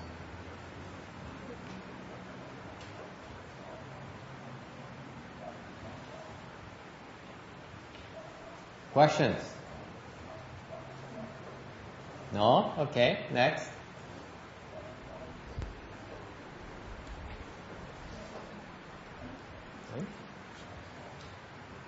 Okay, there's a Samadhi self-mastery King Bodhisattva. Có Định Tự Tại Vương Bồ Tát. He's a Mahasattva. Đó là một người vị Mahatát. Mahasattva is Sanskrit for Great Bodhisattva. Mahatát là tiếng Phạn cho Đại Bồ Tát. He's attained self-contained existence through Samadhi. Nhờ tu định mà đạt được cái tự tại. The free from worldly love, không bị vướng vào cái tình dục nữa. Obtain chant from leaving desire and accomplish limitless merit and virtues. Đắc được cái thiền, pháp môn thiền là nhờ ly dục và thành tựu được vô lượng công đức. In the four compartments, it's never apart from samadhi. Trong cái bốn cái oai nghi đó là khi nào ở trong định hết.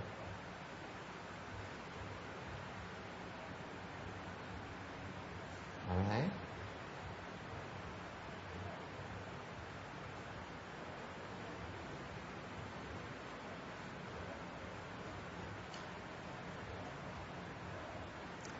Chapter 4.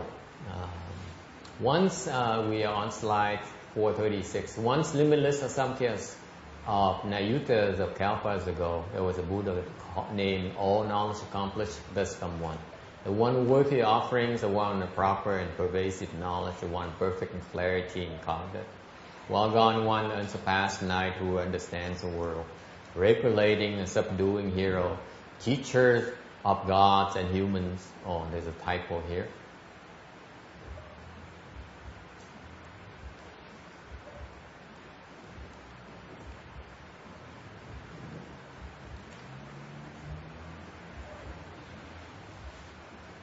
The Buddha, the world-honored one, the Buddha's lifespan was 60,000 kalpas. Trong quá khứ cách đây vô lượng A Tăng Kỳ Na Do Thà Bất Khả Thuyết kiếp, thời ấy có Đức Phật hiệu nhất thế trí thành tựu Như Lai, ứng cúng chánh biến tri, minh hành túc thiền thể, thế gian giải vô thượng sĩ, điều ngự trượng phu, thiên nhân sư Phật Thế Tôn. Thọ mạng Phật là 6 vạn kiếp. We on slide 439. The Buddha has 3 wisdom. Phật có 3 cái loại huệ. The first kind is all wisdom. Cái đầu tiên hết là nhất thiết trí. Nhất thiết trí là gì? It penetrates all inner and outer primary dharma marks. Là liễu tri nội ngoại nhất thiết pháp tổng tướng.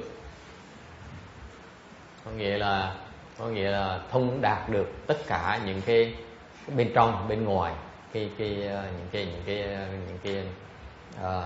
cái pháp tướng. Okay. What are the primary marks? Emptiness mark, the wisdom of the two vehicles. What it means is that cái tổng tướng cái gì? Tướng mà họ hiểu là gì? Cái tổng tướng họ hiểu đó, họ hiểu được cái không. Họ thấy được cái không. Không gì?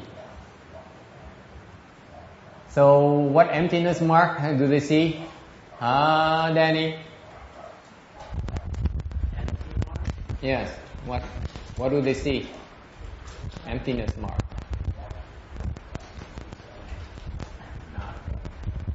Nothing. Yes.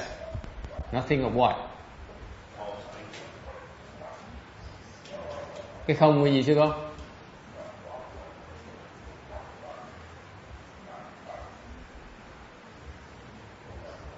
Tướng không là gì?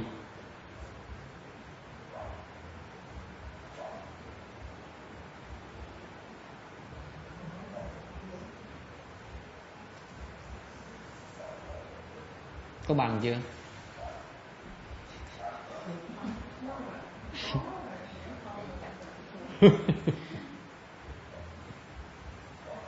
He said, no. I asked her, what is this emptiness mark? She said, I don't know. I said, didn't you graduate and have a bachelor's degree in Buddhism?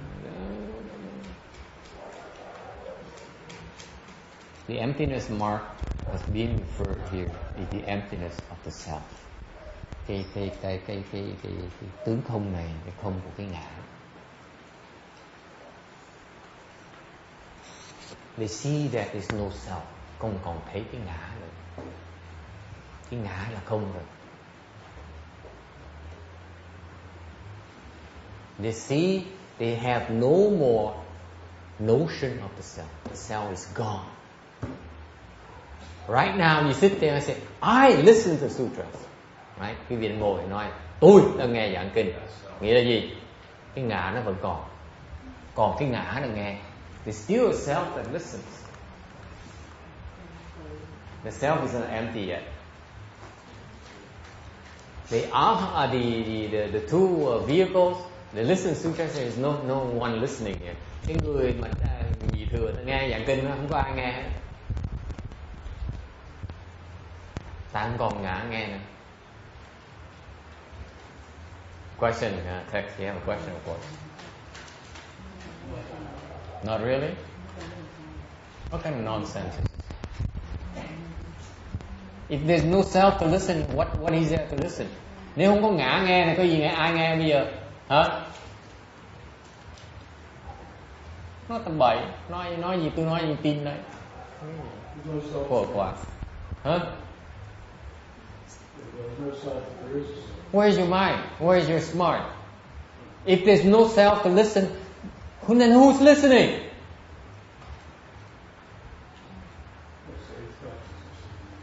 Huh? Eighth consciousness does not listen. Tôi hỏi ai nghe, ông nói là cái ai là giải thích nghe. Tôi nói ngược lại, ai là giải thích cũng không nghe vậy đó. The eighth consciousness cannot listen. Nghe không được. Ai nghe bây giờ? Không có ngã là ai nghe bây giờ? Cẩn thận nói nghe.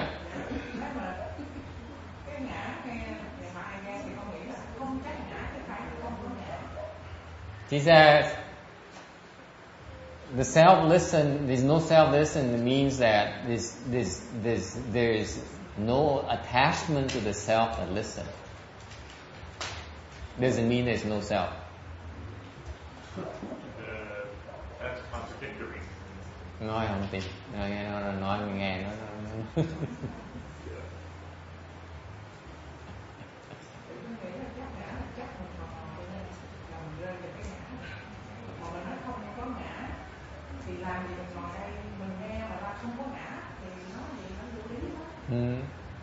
Cho nên mình ngồi nghe nhưng mà mình chắc là mình đang lấy cái ngã nghe. Mình chắc vào cái nghe, mình chắc cái ngã là mình có mình. Chịu quá.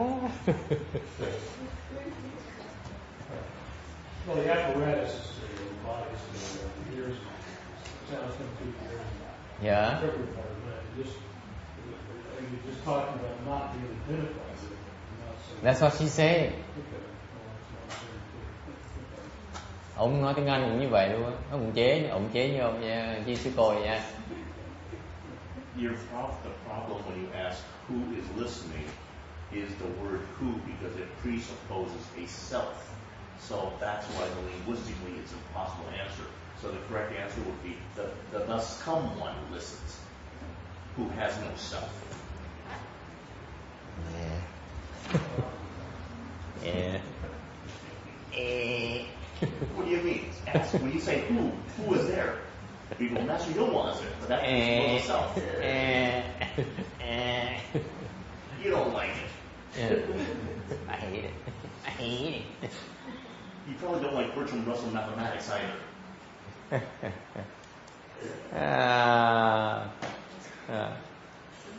Ai rồi, Nguyên ngã đâu, không ngã xong ai nghe bây giờ?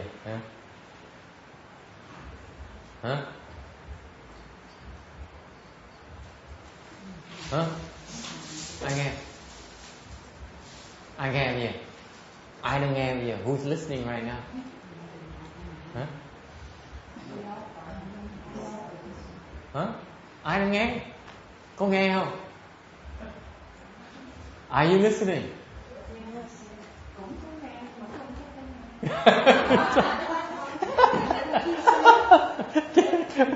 Mấy nhỏ chứ dễ sợ. They're so creative, these guys. I mean, they come up with all sorts of far-fetched explanations. Yeah. Yeah.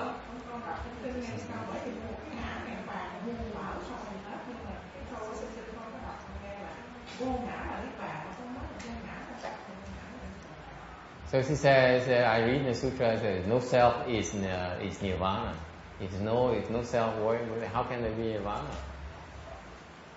Không có ngã sao biết có niết bàn được? If there's no self, how do you know it's nirvana? Huh? You hit the question, how can you?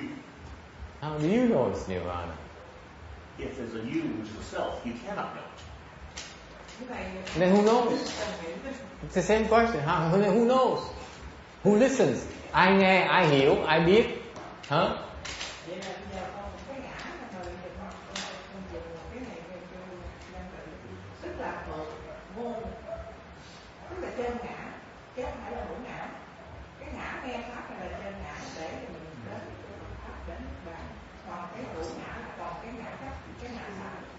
She says the true self listen is the false self that attaches. Better. Khá hơn tí. Yes. You want to say the same thing?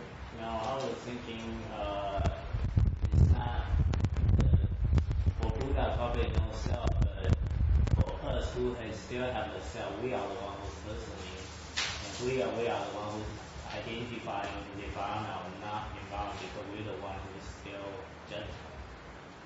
For Buddha probably doesn't matter to him if it's nirvana or not nirvana, because it's emptiness. We are the one who's making it. You would like to hear the answer? We muốn biết là câu trả lời là sao không? Would you like to know the answer today? Yes. Huh? Quick and one, because I don't have a lot of time to explain it to you. I explain too much. There's nothing left for anyone to explain. Giảng nhiều quá, mấy thầy mấy cô sao nó có chuyện gì mà làm? Huh? Tell, do tell. We're waiting. You waiting? Okay, I can't explain it to you. Giảng không được. Is it that when you refer to that I'm listening, that means it's past already, because they are not attached to the past, so they think that it's not them. I'm referring to something that I cannot explain to you. Cái mà tôi nói này giảng không được. Cannot be explained. Giảng không được. Tại sao vậy? Why is that? See, you have to pay attention here, folks. Nghe cho kỹ nha. Dùng cái trí mà hiểu cái thằng vô ngã hiểu không được. Vì vậy giảng không được. If you use your conscious mind to try to understand what a no self is, you can't. That's why I cannot explain it to you. Because you insist on understanding it. Tại cái việc đòi hiểu là cái thằng vô ngã là gì tôi giảng không được. Thấy cái Phật Pháp nó dễ sợ không? You see how deep Mahayana is. Isn't it fascinating? Huh? Nghe dễ sợ không? Muốn hiểu mà giảng không được. Hiểu không? She says she understands.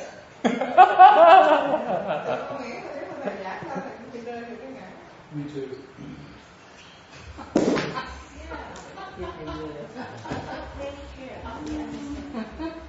Vui không? Để Pháp là vui dễ sợ. Isn't it fascinating the Dharma is? How clever the Dharma is. It's so beautiful. Pháp nó hay dễ sợ. Huh? Isn't it fascinating? I get you to the point where you cannot understand. Giỡn cái gì đó, cái trình độ phải công nhận là không hiểu được. Cái đó là cái Pháp. Không cách nào mình hiểu được hết. Mình phải chặt cái đòi hiểu mình mới hiểu được, mình mới thấy được. You have to cut off that desire to understand for you to understand, to get it. Thì dễ sợ không?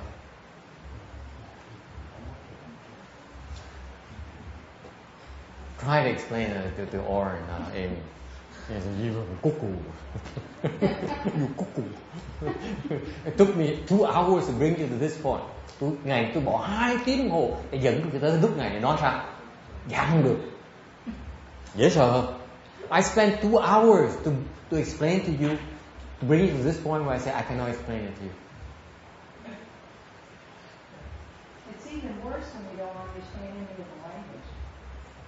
Vậy thưa thầy, kiểu đó có nghĩa là cái câu kết luận á, con nghĩ tất cả các vị đây rất là phước báo, tại vì thầy nói câu là giảng không được thì con đã kết luận được câu là vô ngã là niết bàn, tất cả các vị đây đã niết bàn.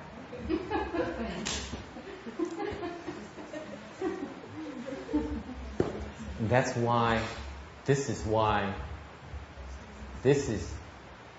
concludes my proof, is that you have no contemplative wisdom whatsoever. Tôi nói vậy này chứng minh quý vị rằng quý vị không có cái quán huệ tí nào cả. Chỉ có văn huệ thì chưa có quán huệ. Nghe chưa? You hear me clearly? You only have hearing wisdom, you have no contemplation wisdom at all. You cannot have it until you break through the self. Thì phá tà nhã mới thấy được cái quán này.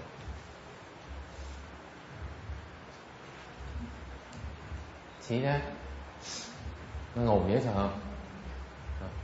You need to understand your limitation. Phải hiểu rằng có những cái mình chưa hiểu nổi.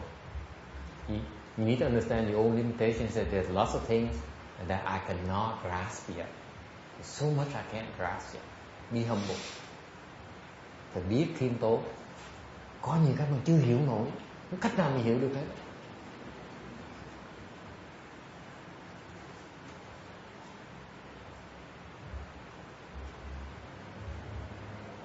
And that's what makes cultivation so fascinating. Bởi vì tu nó hay rồi đó. Phải tới đó, phải bước qua cái tường rồi, bước qua cửa rồi mới thấy được. Chắc diễn tả bên này diễn tả không được. That's what makes cultivation so fascinating, because you need to cross the threshold to get to beyond that door for you to see it for yourself. It cannot be described to you.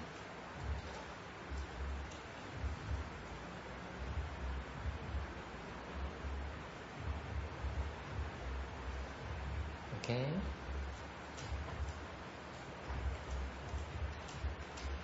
Vui không? And yet you can get there. Ai cũng tới đó được hết á. Okay. Tu sẽ tới đó. Có cái phương pháp để mà tới qua cái ngưỡng cửa đó. There's a methodology that enables you to cross that threshold, to see for yourself.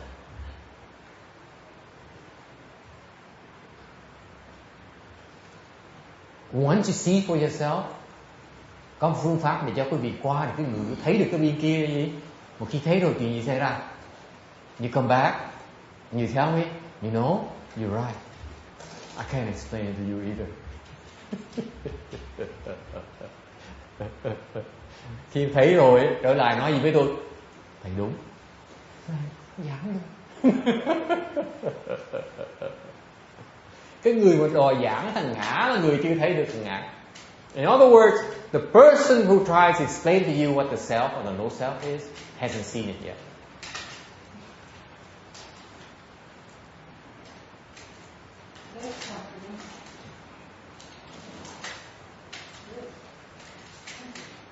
that takes care of most of the people who try to explain Dharma to you.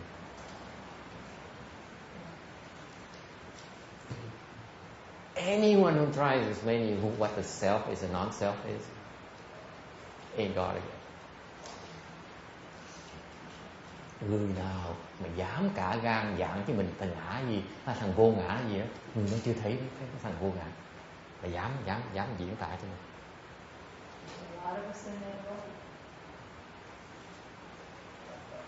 Đọc thôi, đọc kinh là giảng như con vẹt thôi. Vô ngã gì, tôi có bằng nữa. Vô ngã gì, tôi đọc hết quyển sách mà vô ngã này, ngã này, vô ngã này, ngã vô ngã này. Dễ mà. Cái gì đâu mà không hiểu, đúng không? Kinh nó nói rõ ràng như vậy. They say, the people who investigate the Buddha Dharma and learn and study Buddhism, they say, the self is this is no self, this is the self, this is no self. That's what the sutra says. It's so clear. Ain't got it.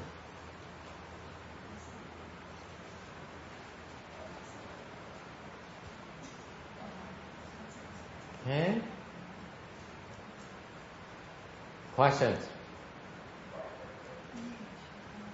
Okay. Nếu you have no questions, then we can try to wrap it up. Because it goes to another section.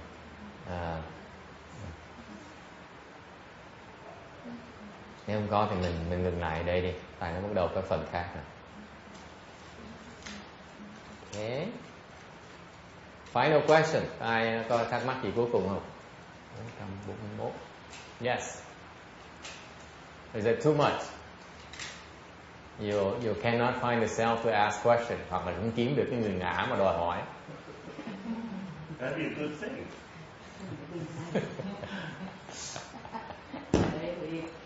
Bị ngã gạt rồi đó. Bị ngã gạt. The self fools you.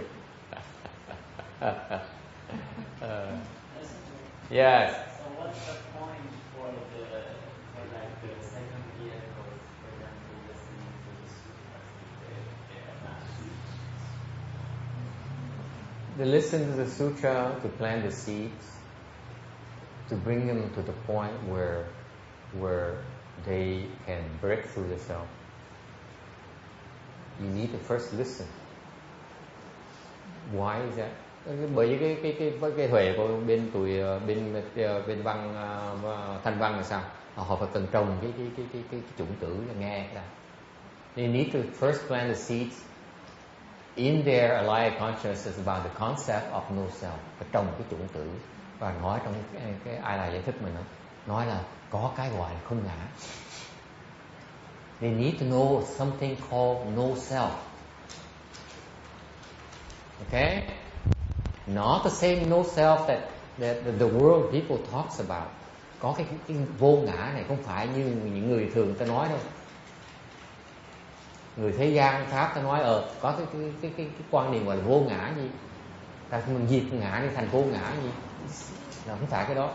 It's not that concept that the worldly people explain as you take the self, you remove the self, it becomes no self.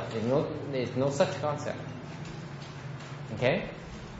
That understanding is wrong. You have to, at this point here, ngay lúc này quý vị ta chưa có đủ định lực. You need to be satisfied with the fact that there's something called a non-self. Phải tự thỏa mãn với cái quan niệm là cái vô ngã mà quý vị chưa hiểu nổi. Chỉ biết là con vô ngã thôi, mà không cách nào mình hiểu được hết đó. That is wisdom right there. Nếu mình biết ngay bây giờ quý vị biết có cái gọi là vô ngã mà mình biết nữa là mình không cách nào mình hiểu được đó, cái đó là cái văn huệ. Alright? So you need that wisdom first of something called non-self that you cannot comprehend. And you cultivate, and one day you will connect with that. Mình chỉ biết được ngày hôm nay mình có cái gì, cái hướng đi là cái vô ngã. Mình không biết nó cái gì, không biết nó ở đâu nữa. You don't know where it is. You don't know what it looks like. Okay? All you know right now is a sense of direction. Cái pháp cho mình chỉ biết một cái đường hướng đi và cái vô ngã thôi. Okay? Một cái pháp cho phép một ngày nó cần tới gần, lúc mà tới gần đó, lúc mà tới đó rồi, quý vị sẽ nói, cái ông nó đúng, chứ không phải ông bịp được. When you get there, you know I'm telling you the truth. Okay? That's wisdom. Cái đó gọi là vậy. You see, you understand why it's called wisdom now? Because it's not about understanding. You just need to know something there that cannot be explained. But when you get there, you know what it is. You will recognize it. Cái huệ là đó, mình không thể giảng nghĩa được. Mình chỉ biết nó có ở đó thôi. Và khi mình tới đó, mình mới thấy được nó là có đó thì gọi là cái huệ. Thấy cái đặc biệt của huệ với cái hiểu chưa? Now you understand the huge differentiation between understanding or intelligence versus wisdom.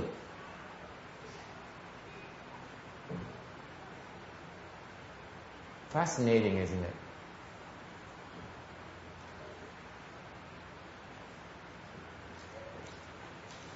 Okay? So there's no need to false think. Đừng ngồi đó vọng tưởng. Cái huệ mình chỉ là mình biết cái đó thôi. Chừng nào mình tới đó. So in summary, there's no need to false think about it. Just be aware of something called non-self. Okay? And when you get there, you know what it is.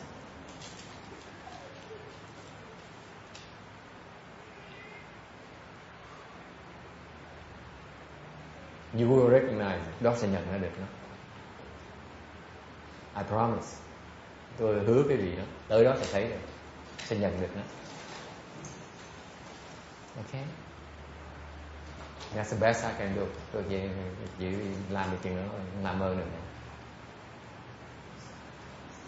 So Master, you're saying just keep cultivating. Keep cultivating, you get there. And you will get to that. You will get there. non-self.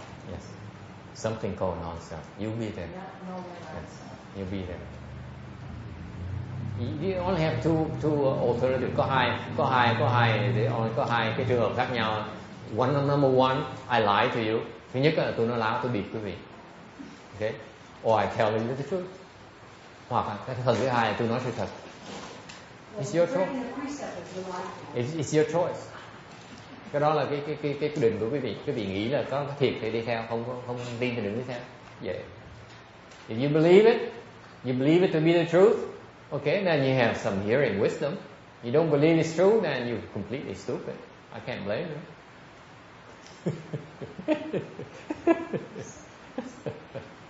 Yeah, I'm bad. I'm getting worse.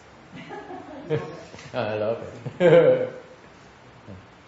That's because that's why it's wisdom. It's not something that can be explained. And this is where, bởi vì cái huệ nó đặc biệt cái đó. Cái huệ là cái mình giảng được. So what does it mean? Nếu giảng được có nghĩa là gì? Phải có cái phước mới dám nhận nó, dám chấp nhận nó. That's why you need so many blessings for you to be able to accept it. Because your conscious mind says don't accept it.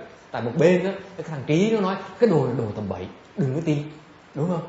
Mình là người có trí thức, mình là người thông minh, mình là người có thành công, bỗng nhiên nghe cái chuyện tầm bậy. Thằng trí nó rồi nó không tin. But you have enough blessing on the other side. Ngược lại bên kia mình có đủ phước thì mình nói không cần hiểu.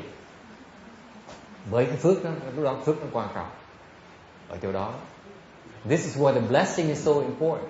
Even though your conscious mind says, reneges on that and says, listen, this is nonsense. This is not what your life is about. Your life, you train yourself and you acquire knowledge and you work on your intelligence, you sharpen your skills so that you're able to understand and seize it. Okay? And yet, this side here says, there's no need to understand. Yes?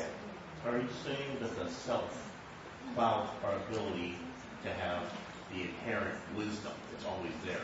Yeah, So the self is a troublemaker. The inherent wisdom shines through no matter The what. self is a guy that stops you from realizing a non-self. Bởi vì cái ngã, that's a good point. Cái ngã là cái nó chặn mình, nó không cho phép mình thấy được cái vô ngã. Thành nếu như một cái người nào mà nói muốn giảng nghĩa cái vô ngã quý vị phải qua thằng ngã quý vị là giảng không được vì vậy đó. Vì thằng ngã nó chặn hoài. Tầm bậy đừng có tìm. Hay không? Hay vui dễ sợ. Isn't that fascinating? Because the moment that you try to explain the non-self to the self intercepts and says, this is nonsense. Don't believe it. Because the self wants survival so strong. That's right. It says, you know, it denounces it as a false. It's a false concept. Going back deeper, that's where the faith comes in. Đi sâu hơn, ngược sâu hơn tí, bởi cái lòng tín nó quan trọng như vậy. Faith is of paramount importance. Có tín mới là qua được cái thằng ngã thôi. Only faith can help us break through the self.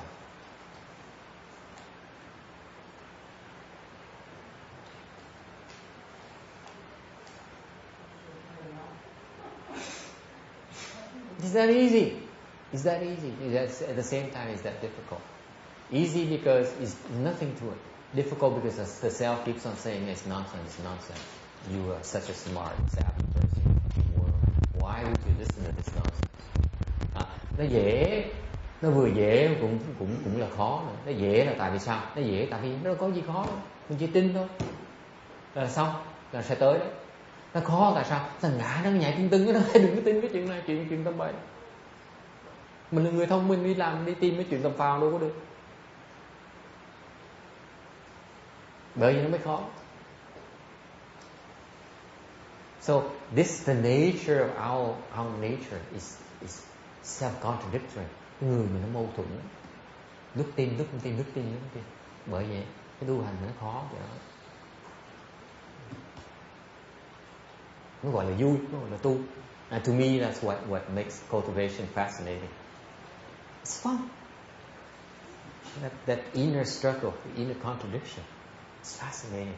That makes life so rich. Bởi vì cuộc đời nó sâu sắc lắm, nó rộng dễ sợ.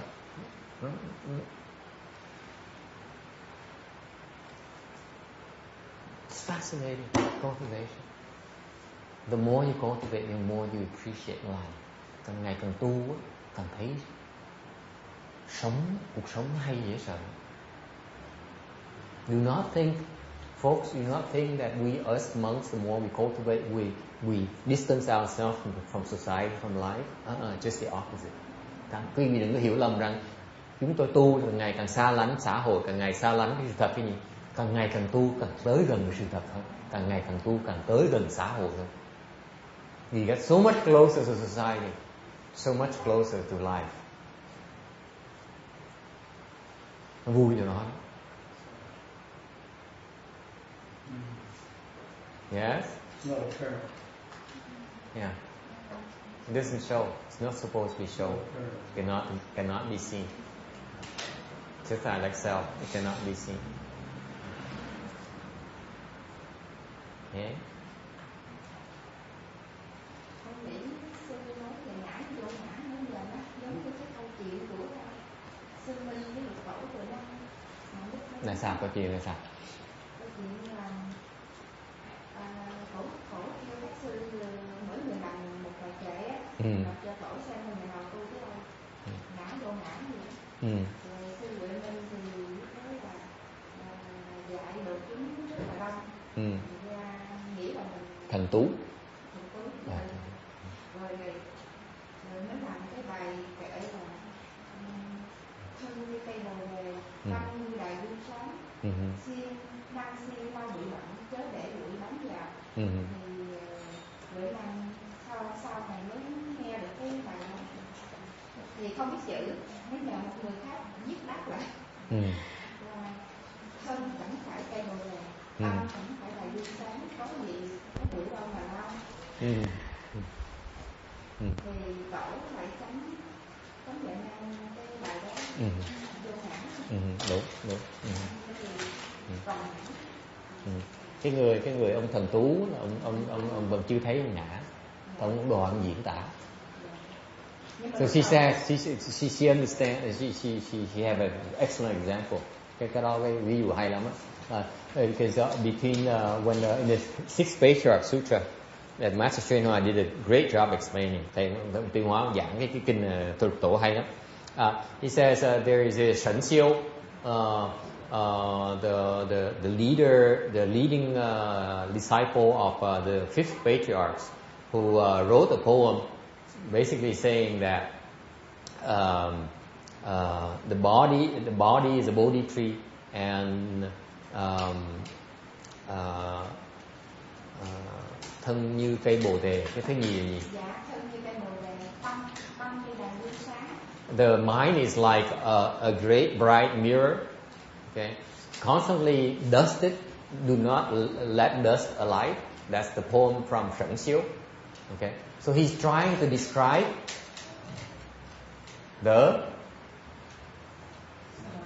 that state.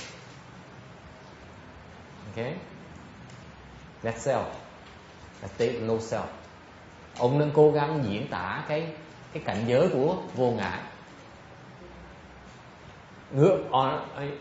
In contrast, the Sixth Patriarch's poem, he corrected that, and he says, originally there is no body. Ông mới sửa lại, nói là thân không phải là cái bồ đề. The body is no Bodhi tree. The mind is no great mirror.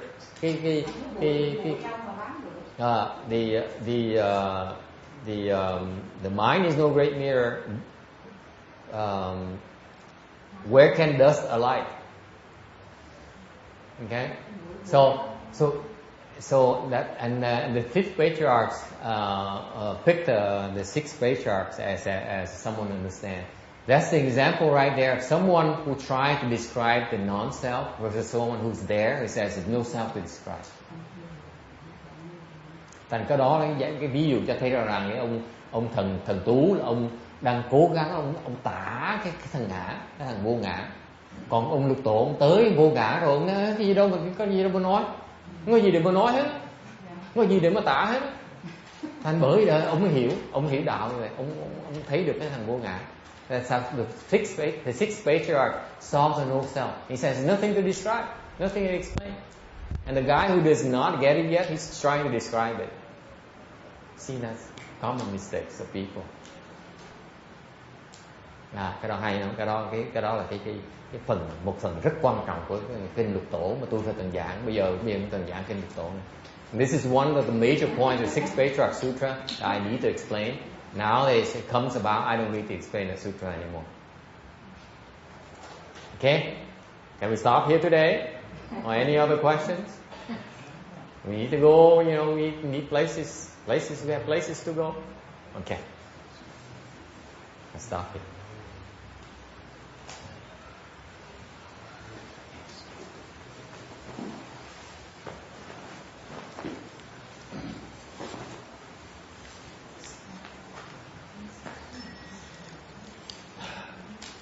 May these merits and virtues adorn the Buddha's pure land, repaying the four kinds of kindness above, aiding the threefold paths below. May those who see and hear all bring forth the Bodhi mind. And when this retribution body is done, ye O born in land of utmost bliss.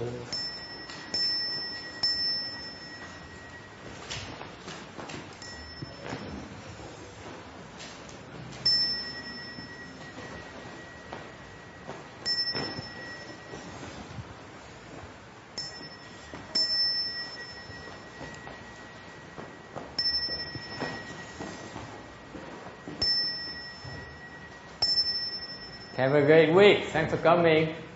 Chúc quý vị có một tuần vui vẻ, đầy hạnh phúc.